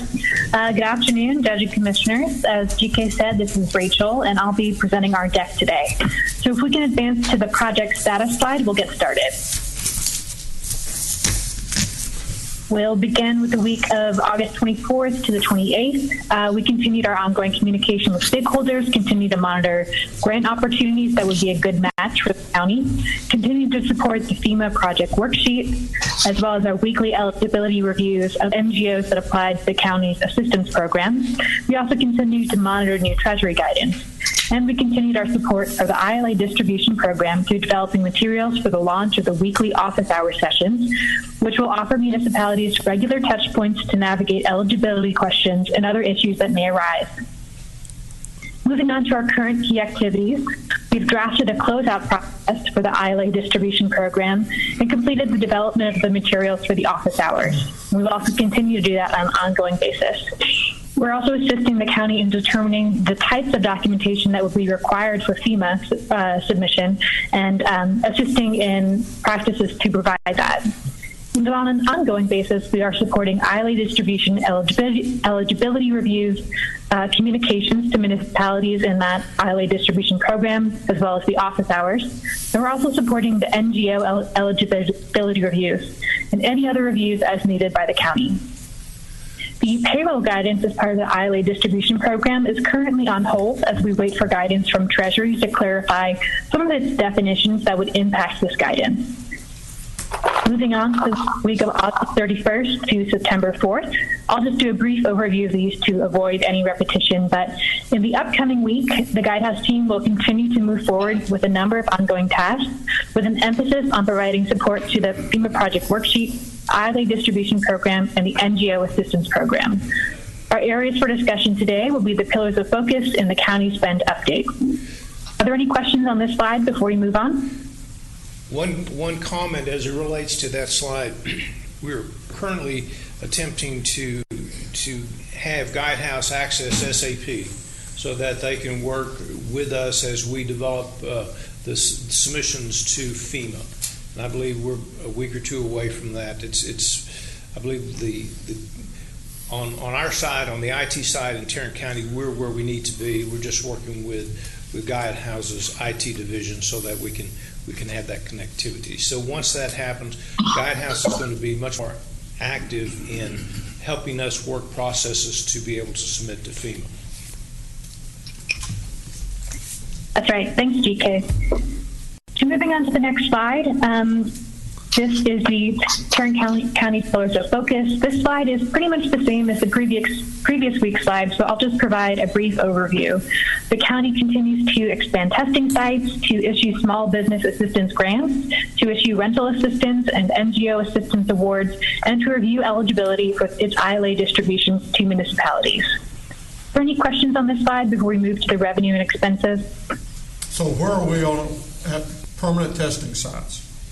Okay, we were going to go ahead and talk about those afterwards. We can talk about them now, Judge, but we were going to give the court a full report on not only where they're located, but also the numbers for the past week. Be more than happy to do that now if that's what you would like. Are we doing anything over at Dickey's Arena? Yes. Dickey's Arena it's in conjunction with the city of Fort Worth because of the slowdown in testing various sites. I believe that Dickey's is open only maybe one or 2 days a week now because they've made it well, let me refresh it. Mr. McCurdy. Sir. On Dickey's, is it open? Do you know if it's open 7 days a week or how many days a week is it open? Last I heard they were open, I believe, Thursday, Friday, Saturday. I can double check on that. So it's a 3-day deal, but it's a permanent site. For our team working with Fort Worth, the 2 permanent sites are Dickey's Arena and J.D. Elders. The reason I ask is I keep getting asked the question by different individuals as to the possibility of using Dickey's Arena for a big vote center in the upcoming election. And so I just, that might be something that would deter that from occurring. Well, let us work with Judge. If you want to, we can work on that. We can get Mr. Garcia involved. We'll talk. I with the think city. he may already be looking into that. I think one of the things that I believe he said was that he's talking with the party chairs as well as a couple of other things. But I've also heard that we're beginning to have some issues related to schools not being comfortable with bringing individuals into the schools, especially given everything that we've got going on with COVID. So it may be time to really sit down and explore our whole voting location standpoint and figuring out what, if anything, we're going to do on that deal, because we don't want to wait till, everybody may think that, okay, golly, we can give you 2 weeks notice and everything will be great. No, we've got 63 days. Not that you're counting. Not that I'm counting. Let's have a chat with Mr. Potter, and we will too. But, okay. And we'll need, if we even begin to think about the Dickey's Arena, we're going to need to make sure that Fort Worth Emergency Management is aware of it also, because they're the ones that are coordinating the testing on that area. So what we would do, we'll let Guidehouse go ahead and finish, and then we'll give you a full report on testing and those others. Go ahead. Great, thank you, GK. So we can move on to slide 3. We'll provide an update on the county's grants, federal fund grants. There have not been any new awards since last week. In total, there are about $229 million in federal grant funds that have already or will soon be received by the county. There are new expenditures against these grants, which are captured on the next slide. Any questions about the grants before we move on? So now we can move on to slide 4. And here we provide an overview of expenditures. The total amount of invoiced and encumbered expenditures is about $103.7 million, an increase of about $2 million from the previous week. And this increase is primarily due to recently issued grants from the Small Business Assistance Program. Any questions on this slide before we move on? If not, we can move on to slide 5. And this final slide brings together the county's revenue and expenses. Beginning with FEMA public assistance, we estimate the county has about $19 million in eligible expenses. Of course, note that FEMA PA funds are not capped, and so the funds remaining is only an estimate of what we expect the county might spend and not an upper limit on what the county is allowed to spend. Moving on to CRS, the county has spent about $75 million from its direct distributions, and we estimate an additional $5.3 million is CRS eligible. The county still has $100 million in budgeted funds, leaving an estimated $27 million to be allocated.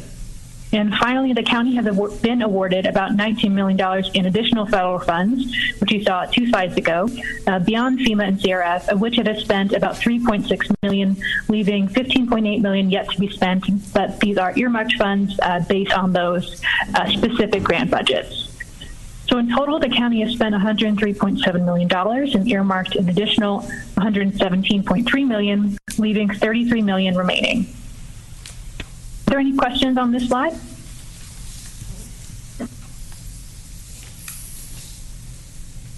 If not, that wraps up our presentation, and we will turn it back over to GK. Well, let me ask a couple of questions. Last week I asked if y'all could maybe do some research regarding what monies might have come to the state, to TEA, and to the local school districts. Have y'all had any success at that?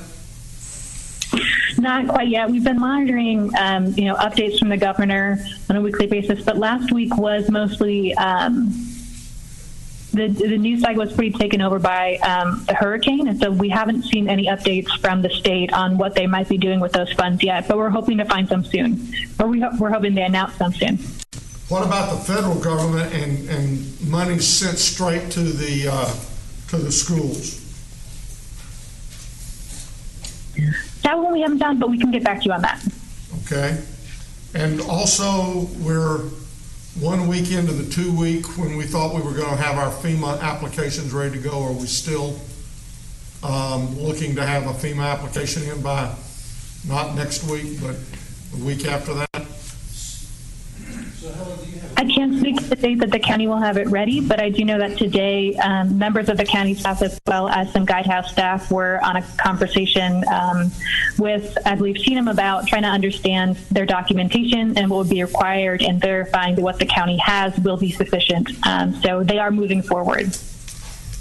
Your Honor, we are working on that. It's my understanding we're about a week, 10 days away from maybe a submission, or do you want to talk to the court about that? We were hoping to have a submission tomorrow, but what we submitted on payment check information was not sufficient. So we are going to have to actually make a copy of the checks. We don't receive the checks here, so that means going to the bank and asking the bank for copies of the front and back of the check, canceled checks. How did we determine that they weren't sufficient? Horn, we submitted Horn, and Horn did not accept it. The information that we store in SAP is not acceptable. All of the expense side is there, and Guidehouse, a couple of them do have access to SAP right now, but not all. We haven't verified that they all do, but some do. And Horn is the contractor for the state? Yes, it's the state's. It's FEMA's contract, third party to review before it's submitted to TDM. And they actually want to see the front and the back of the check? That's what they're saying as of today on the. So are they that historic that they believe that we're still issuing checks? What do we do if it's an ACH?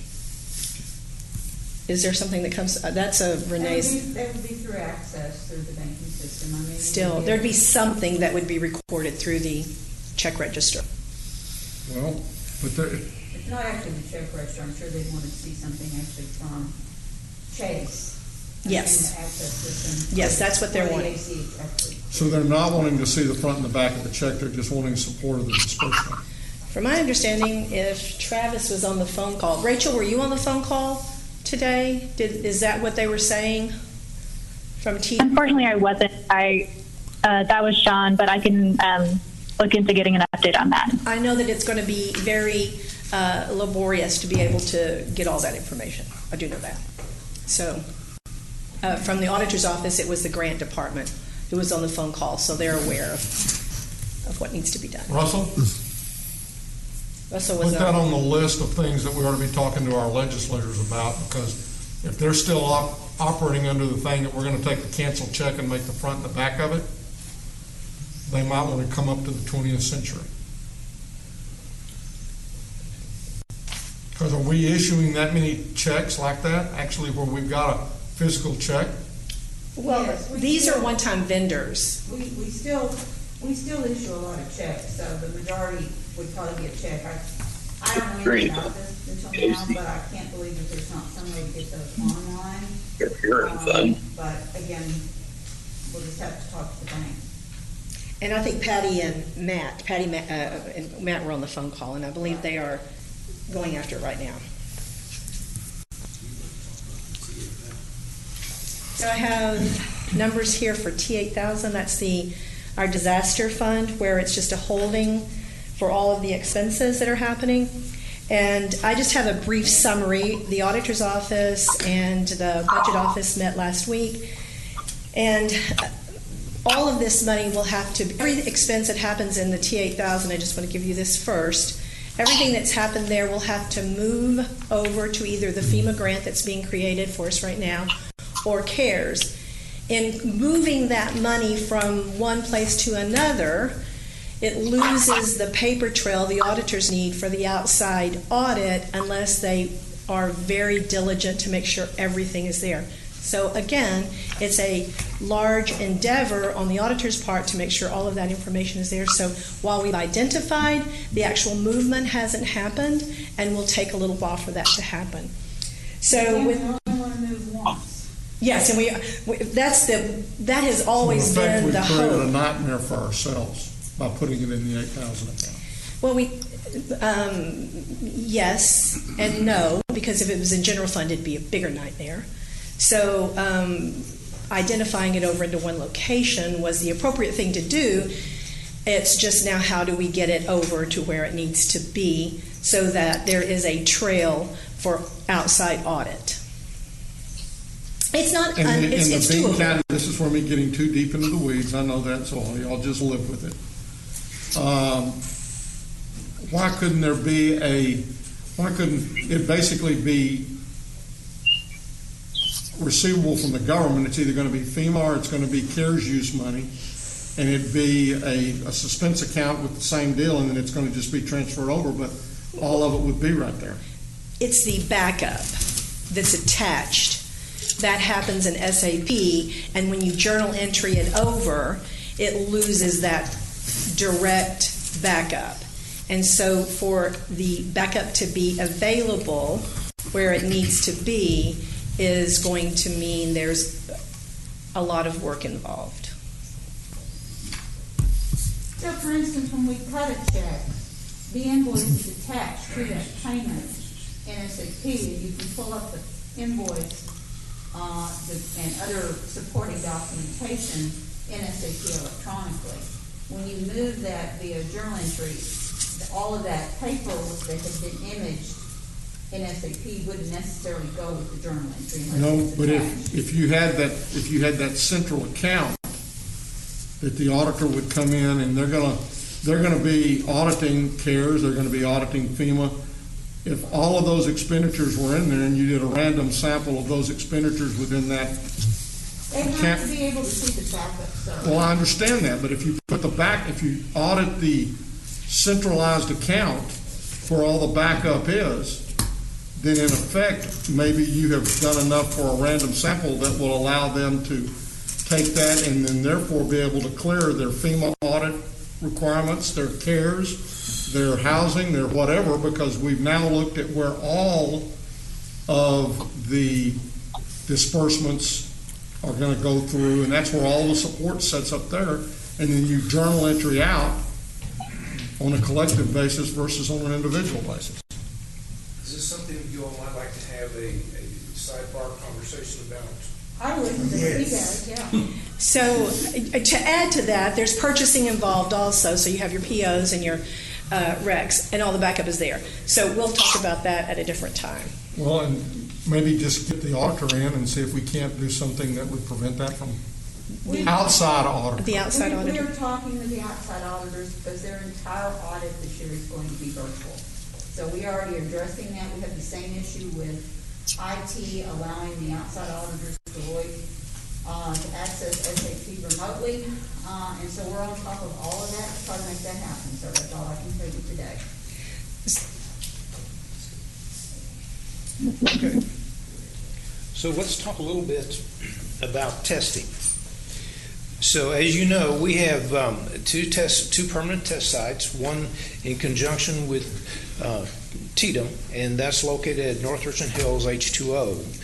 And so I'd like to give you some numbers on that. And this is for the week of August 29th the week of August 24th through the 29th, which was last week, and we added in yesterday's numbers also. So in that week plus 1 day, we tested 1,325. We ran 1,325 tests. We also have a permanent site at TCC South, and in that particular one, we've only run it for 3 days now, and we've already tested 760 persons at that particular site. And the Arlington site, which Arlington is running with Hunyu and TDM, over last week they ran 586 tests. So I think what the good takeaway is that, first of all, the TCC South location is a very good location. I think we did 340 or 350 tests on Saturday alone. We're still getting great results out of North Richland Hills H2O, and that's why we made these permanent sites to stay at those locations for at least a 6 weeks period. So as we go through the report that our office sent to the court yesterday, just a couple of things.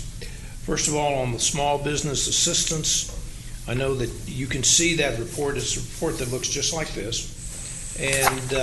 And with approval of the activities today, we will have done 1,501 applications for an amount of $12 million. Now, before we go on the other ones, I'd like to talk a little bit about the small business assistance. You might remember that the court said we're going to open this up for another round, the second round, and that round would be limited to franchises where the franchisee was the owner and operator of the business. We've had discussions internally with audit, with budgets, with our office to talk about that second release. The auditor's office will tell you that they have about 500 applicants yet that they're working through, and we were going to do the second opening as soon as we went through the majority of them and got them out the door. We'd like to ask this court to reconsider limiting the second round to just franchisees. We believe that because of the modifications we're going to need to make to the applications, that we would like to open the second round to everyone again that meets the same qualifications as the first round, with the exception or with the addition of franchises that are owner operated, and also what we would like to do is modify the application so that the information that is contained on that application is the information that is needed by the auditor to make an evaluation of the application to determine if a company actually qualifies or not.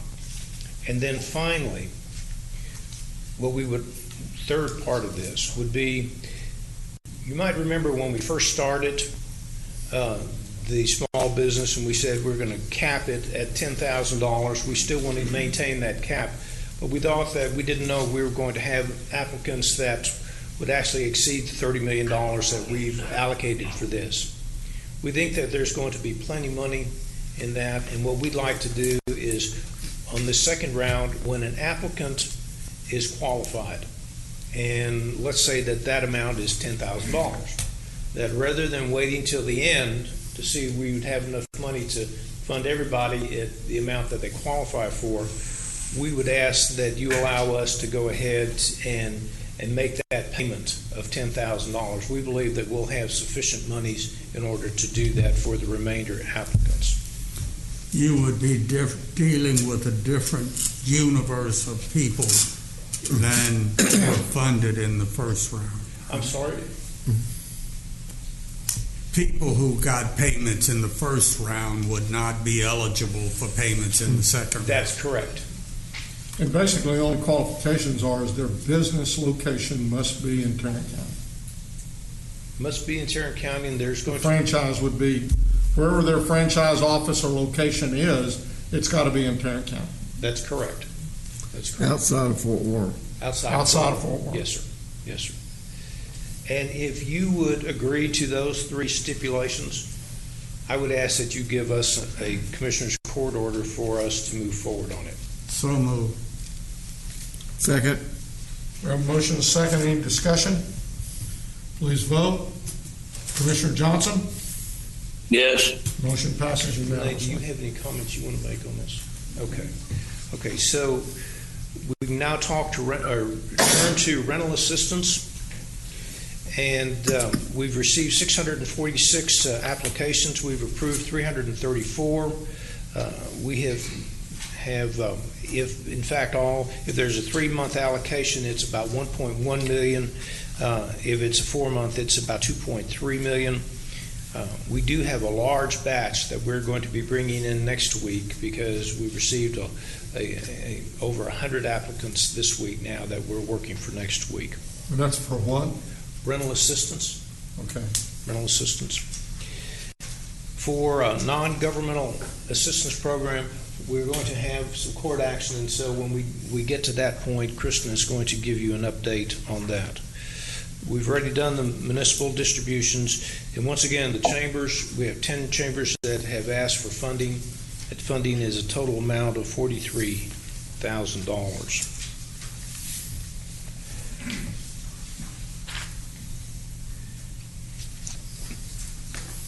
Okay, so with that motion, we are completed with item number 2. Is there any questions from the court as it relates to item number 2? Are we considering utilizing the chambers again to promote the yes. the second round of businesses? Yes. And pay them the same amount? Well, we hadn't thought about paying them any additional money, but if that's something that you would like for us to consider, we would just need an order of the court to do that. What did we pay them the first time? $10 per member. Yeah. So if we paid them $10 per member, didn't we pay them for all their members the first time? Yep. Mm-hmm. Okay. Are there any other questions on item number 2? They did their job. Well, I know, but they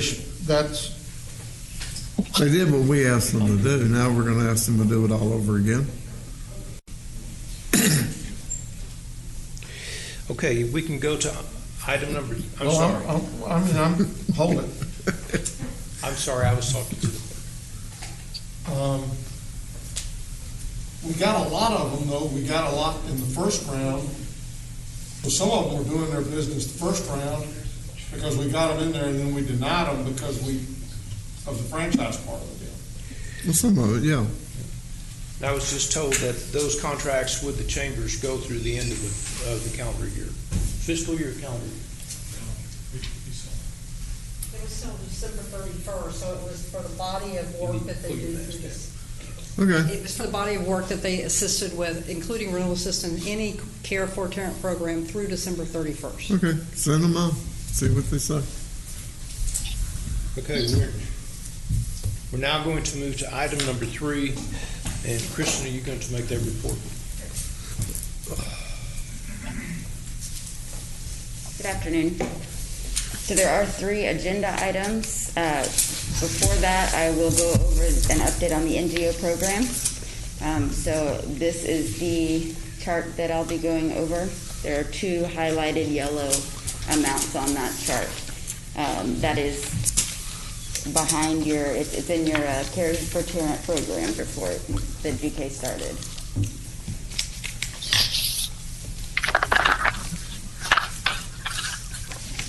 So while you're looking for that, I'll give you some, yes, sir. Give you some highlights. So of the 150 applicants that came through that program, only 13 are still under review. And actually it's less than that. That was as of the time of this report, so as of yesterday. I'll be bringing 22 recommendations and on an agenda item in a few minutes, and another 10 agreements for approval based on previous recommendations. Given all of the applicants who are either still under review, have already been approved, or their funding amounts have been approved, we're looking at $6.873 million.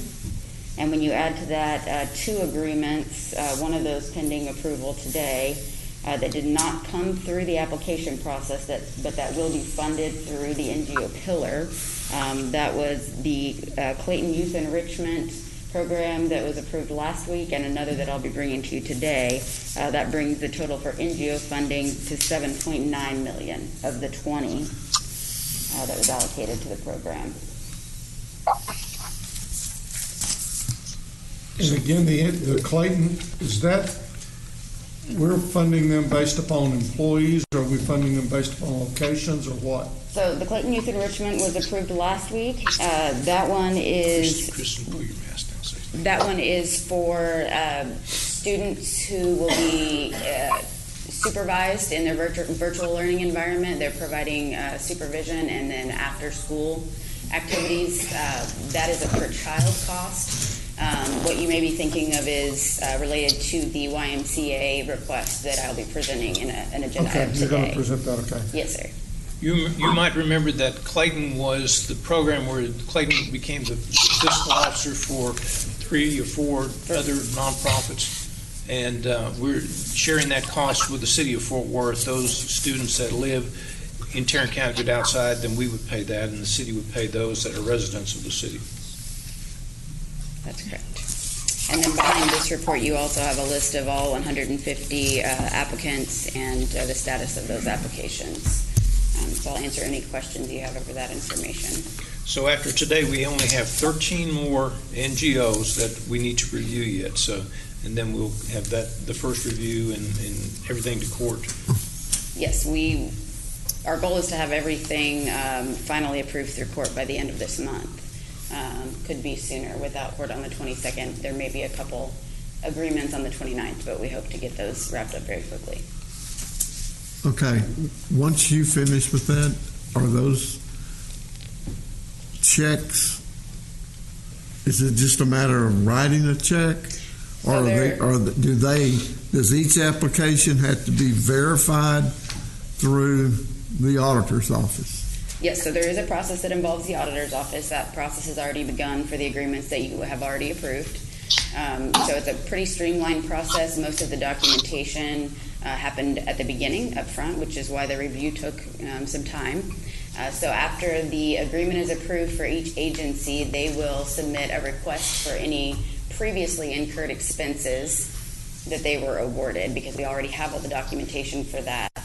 On an ongoing basis, if they have a program like, for instance, Clayton, they will submit to us monthly reimbursement requests. The majority of them are subrecipients, and so the auditor's office will be coordinating site visits to take care of a lot of those audits instead of doing individual receipts for every single expense. So a lot of it depends on whether they're a vendor or a subrecipient, but it should not be too cumbersome of a process.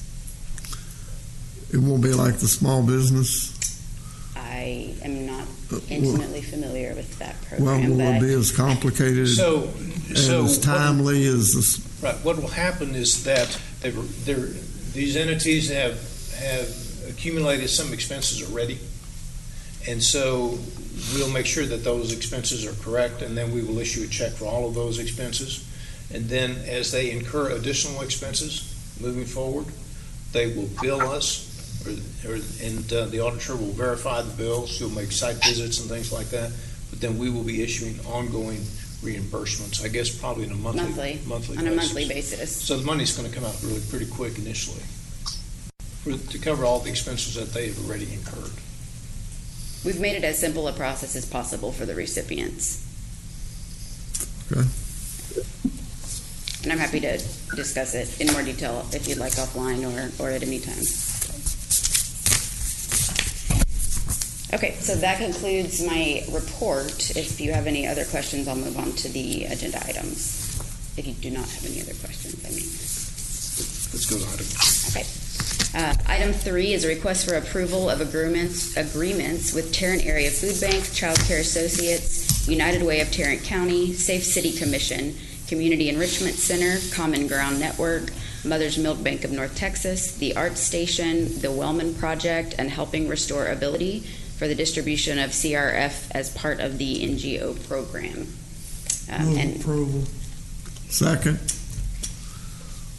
We have a motion and a second. Is there any discussion?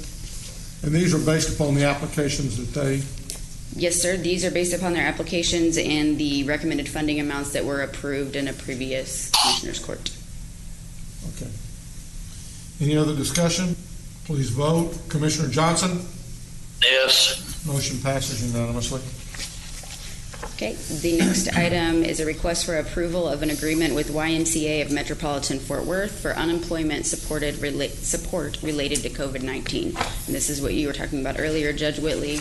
And I believe all of you are familiar with this, but I will briefly explain that the YMCA of Metropolitan Fort Worth, as you're familiar, is a large local organization. They have the option to self-insure for unemployment insurance. And so with the impact of COVID-19, they were forced to lay off 94% of their workforce. The mandated closures impacted them specifically, as the majority of their revenue operations are gyms.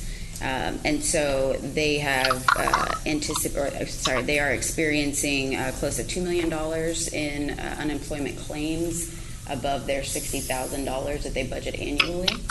And so they have requested that we help offset that. It is an eligible use of CRF. And the amount for employees who were furloughed and had successful unemployment claims who reside in Tarrant County outside of the city of Fort Worth is $85,430.73. And then they anticipate through the end of the year another $170,861.46. So the request is to approve both amounts not to exceed $256, $292.19. And that's where I have I need someone to explain to me the logic behind. In every other situation, we look at the business, and we don't ask where the employee lives. We ask where the business is located. And these businesses are located in Tarrant County, but we're not reimbursing for employees who live outside of Tarrant County. So I don't understand the logic with that. So what we're reimbursing for here, and this is a joint program with the city of Fort Worth, and so those employees that reside in the county but not inside the city limits of Fort Worth, we were able to break them out. And that's our funding source. They're also going to the city of Fort Worth with those that live inside the city. I got that part. I can't figure out why, if I've got an employee who lives in Grand Prairie on the Dallas County side, why I'm not reimbursing the YMCA who has employed them in Tarrant County, why I'm not reimbursing them for that individual. When we were going through the small business grant, we didn't ask these businesses, well, where do your employees live? And we're not going to reimburse you for the salaries. Sure. So that's definitely something we can look at again. It's my understanding that the YMCA has spoken with a couple of other counties. Williamson was one that they mentioned specifically. And this is, I believe, the way that they formatted their agreement. I also had a couple of conversations with the auditor's office, and this was the way what they were comfortable with, making the actual payments for those residents of Tarrant County. Nobody's yet, I mean, you told me who you talked with, but you haven't given me any logic behind that decision. Yes, sir. So if YMCA approaches Dallas County to take care of those residents or those employees of theirs that reside in Dallas County, then there would be a duplication of efforts if we had already, or duplication of funding if we had already funded those. If they do not receive money from other counties, we could definitely reassess. Well, we can go back and talk with them about that, but our goal was to take care of Tarrant County first and the split. So, well, but we've always focused not on where the employee lives, but where on the business is. And, I watch the number of cars every morning up in northeast Tarrant County that head. Judge, what we're going to do, we'll ask the YMCA just to give us a number of the people that live outside of Tarrant County. She's got that number. I have that number, yes. Oh, you do have that number? So I think the difference is this is a specific cost related to the employee drawing unemployment. It's not a cost of the YMCA that they're asking for. And I know one of our biggest concerns is we've had no way of knowing if other counties pay for those employees outside of Tarrant County, and we would then have an issue with grant funding money as a duplication of effort. This simplified it. How would the county pay for that? How would another county, if YMCA hadn't applied for it, how would they, the county's not responsible for paying unemployment? No, it's not what I mean, sir. What I'm trying to say, very simply, is this is a whole different formula. It doesn't have anything to do with the 1 times payroll or 2 times, 3 times fixed cost. They're asking for a very specific reimbursement. And if that reimbursement were to be received from anywhere else, we wouldn't have any way of knowing, because we don't have the same agreements as we have with the cities, for example, where in the ILAs we clearly talk about duplication of effort, and if that's a problem. The court can choose to do it however you wish, but from an administration standpoint, it'll be harder to administer. And so the YMCA, because they were asking for specific help related to unemployment taxes, for the fact that they let their employees go, we thought this, I know our office thought it was simpler. I'm not sure about what the YMCA thought. I guess I would ask the YMCA very simply, did you apply for monies from any other county and did you get it? I'll do that. We'll do that. It's a real easy I'll do that. question. But we still would like for the court to approve this agreement today. We could come back and amend it if we get information that changes the amount. But as I understand it, that amount would only go up. Is that right? I move approval. Second. We have a motion and a second. Any further discussion? Please vote. Commissioner Johnson? Yes. Motion passes unanimously. Okay, and then the third item is a request for approval of recommended funding amounts for NGO organizations as part of the Care for Tarrant NGO program. So you have a list attached to the court item of the 22 organizations for which we're recommending funding amounts. That total is not to exceed $1,402,662.72. How is this list different from the other list you just approved? Yes, sir. So the first list, those are the ones who have actually gone through the agreement process. So you're approving the agreement for funding. This is an approval of the recommended funding amounts, and this authorizes us to move forward with the agreements. It's the first step of a two-step process. So we'll have to vote on these again before they get paid. Yes. I move approval. Second. We have a motion and a second. Any discussion? Please vote. Commissioner Johnson? Yes. Motion passes unanimously. Thank you. We have two more action items for the court. On item number 6, we're requesting that the Commissioners Court receive and file the declaration of local disaster for Tarrant County, which was issued by the county judge on August 26, 2020, due to an expected influx of individuals seeking shelter from Hurricane Laura. Move to receive and file. Second. We have a motion and a second.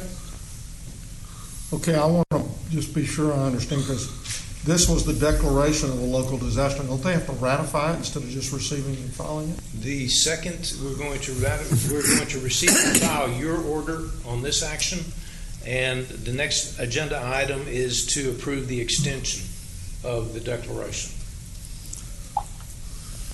The county judge has the authority to issue the order for 7 days, and then it can be extended by the Commissioner's Court. So this is a receive and file of your singular authority to issue that declaration.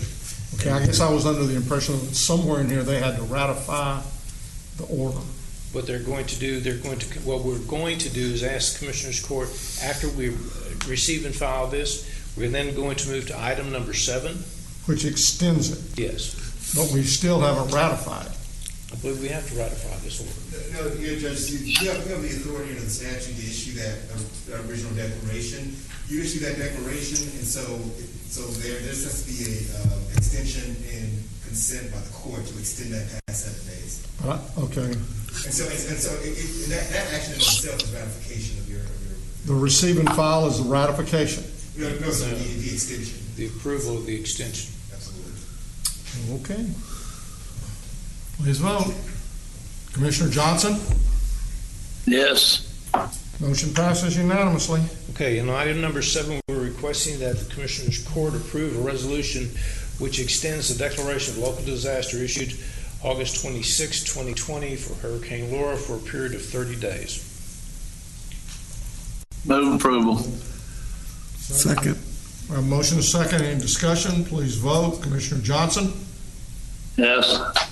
Motion passes unanimously. Would the court like just a quick update on the status of the housing and then the repatriation? Mr. McCurdy is here. Please. Okay.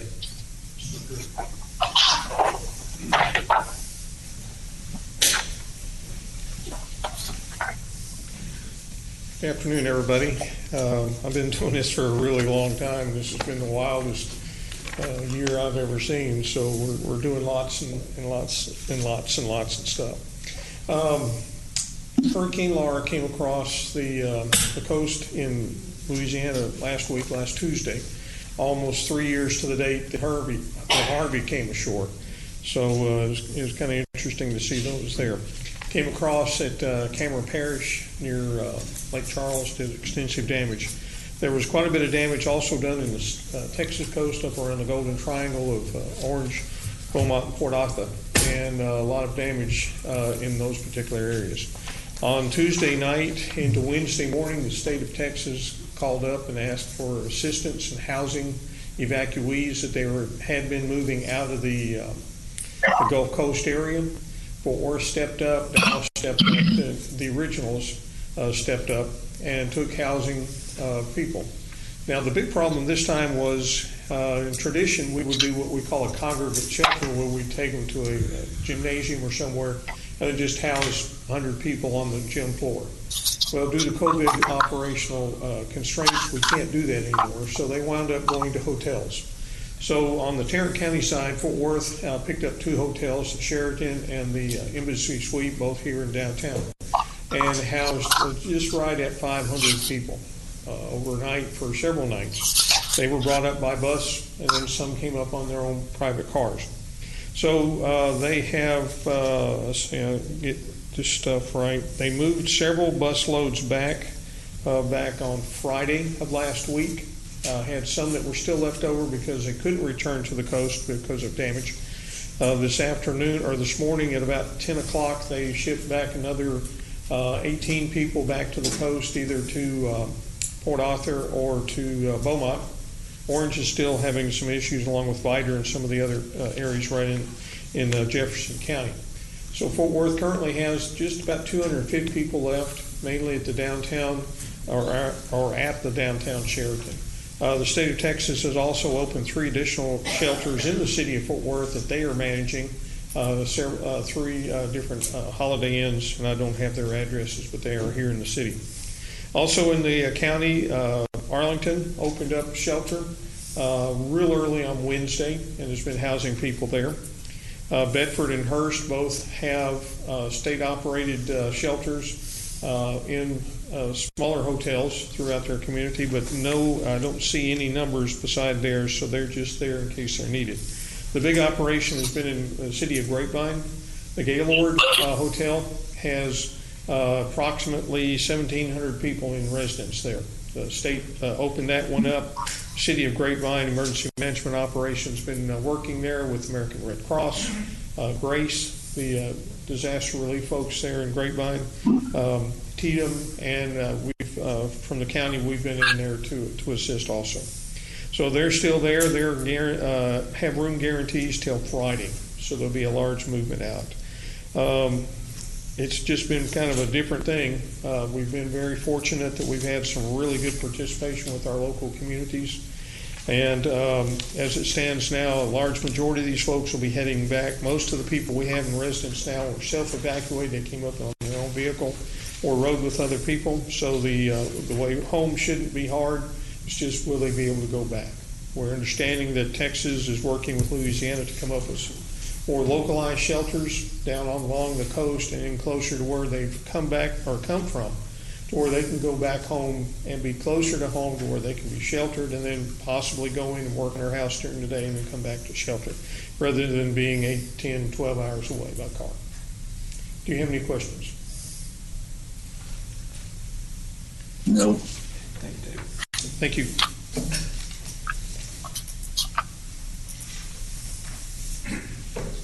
Board members, a week ago to CSCD.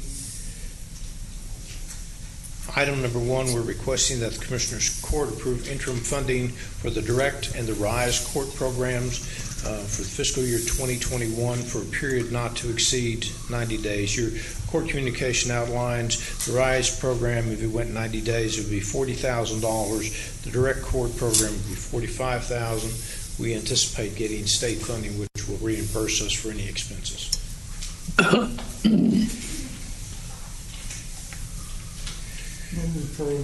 Second. We have a motion and a second. Any discussion? Please vote. Commissioner Johnson? Yes. Motion passes unanimously. Thank you, members of the court. Move to receive and file personnel agenda. Second. We have a motion and a second. Receive and file the personnel agenda. Please vote. Commissioner Johnson? Yes. Motion passes unanimously. Thank you. We have one additional item for the court today. That's item 3. We're asking for approval of waiver, 2 actually, for terminal benefits for the auditor's office. As I indicated, actually this is one request, 2 separate positions. As explained in your court communique, the senior supervisor responsible for financial accounting, left county service. The auditor is requesting a waiver of 192 vacation hours. That is whittled down from 400 hours. The second position is a financial auditor 1 who has left county service or leaving county service, requesting 189 vacation hours, whittled down from 397 vacation hours. So if the court approves this request, it's effective September 8th. At a net cost to the general fund of approximately $21,300. That does include fringe benefits. Move approval. Second. We have a motion and a second. Any discussion? Please vote. Commissioner Johnson? Yes. Motion passes unanimously. Tina? Question, I'm assuming, we've seen nothing, so I'm assuming that we are not participating in the waiver of payroll taxes on the, or the delay. It's not a waiver, but payroll taxes for the employees. That would be a question for Ms. Tidwell or the auditor or Supervisor D. We are participating as required. I don't have the details today, but I will have those later this week. I thought it was an option since of the fact that these employees eventually have to pay that back. It's a mandatory for federal employees. I'm not sure, sir. I haven't read the 3-page IRS regulations, and I haven't spoken with the payroll manager because he wasn't here yesterday. But I can get back with your office later this afternoon. I don't have an answer today, but we are following up on what the law requires, and we'll be doing whatever that is. Okay, so if the law gives us the option, what are you going to do? I don't know the answer to that today, sir. And the payroll will be effective as of today, so Everyone was paid through last week, so this is a non-payroll week, so we will have it figured out this afternoon or tomorrow, I'm sure. payroll period ends Friday. That's Yes, correct. but we don't pay until the following. Right. We pay 1 week in arrears. I understand that. So that means that if it is optional, then the court will need to make that decision next Tuesday, and your payroll people will have 1 day to get everything taken care of. I don't disagree because I did not come prepared, I'm sorry to discuss it. So it might be something that we might give you some indication as to where we are, so that if it is optional, I, for one, if it's optional, do not think we should allow, or that we should basically discontinue collecting the payroll tax from our employees. Because they're going to eventually have to pay it back. If we give them more now, that means we're going to take more away. And I would just say, based on everything else that's going on, we just keep it the same, and that we do not do that. And so that way you're not going to have to try to, I don't know if we can agendize that or if we just basically have to have some general conversation, but that's effective today. I do share your concerns, sir. I guess I was not thinking that it was optional. There's a dollar threshold, and people below a certain dollar amount, I thought that it was required, and people above that, it was not allowed. But again, I didn't come prepared to speak to that. But I do share your concerns about the falling behind in their payments, because even though you can say they don't have to pay till December of 2021, that could be really hard for a lot of folks, because that's a long time from now if the bill still comes. So I'm sorry, I'm just not prepared to speak to it. I haven't read the regulations. I would be inclined not to set up a situation that may turn out to be a trap for our employees. They will accrue a tax liability that they may not be aware of and may be totally unprepared to pay. It's hard to claw back money. It's hard to come get it back. Okay, I hear the court. We will move forward accordingly, and I will get back with you later this afternoon. Thank you, Tina. Mr. Beecham.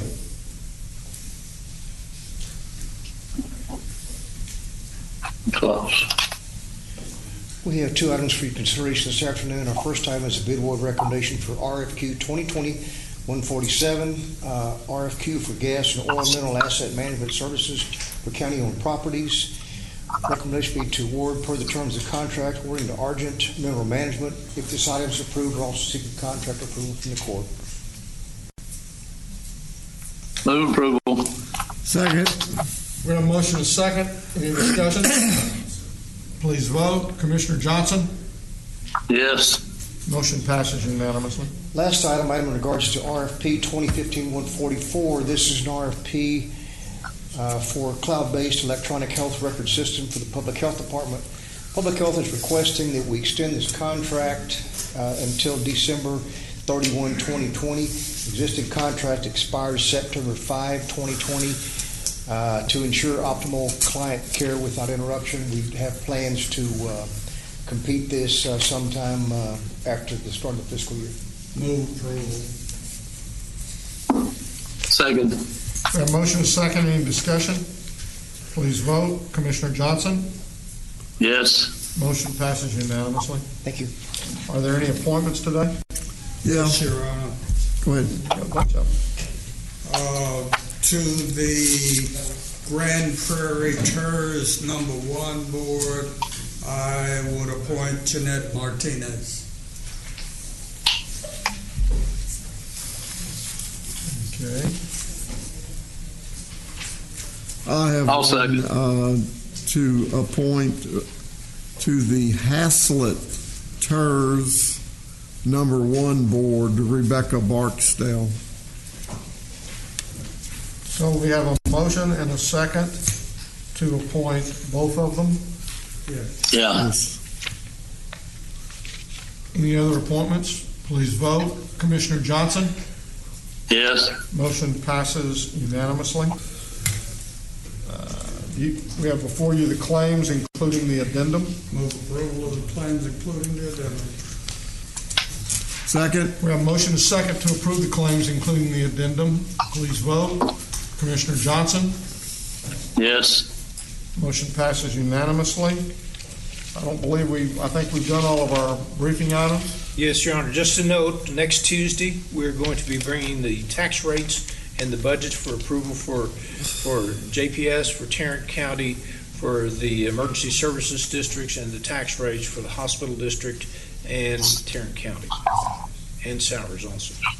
So what about 911? Does the 911 budget come later, or do we just? It comes later. Okay. It comes later. So, with that, Your Honor, that's all we have at this time. With that, let's close our court today in memory memorial of Charles Holt, who's one of our corporals who passed away with COVID-19 today out at Hughley Hospital. Crowder. And also retired Constable Jerry Crowder. Sir, before you I can answer your question. There is no election. You're required, if the employee makes below the threshold, you're required to defer the taxes. Okay.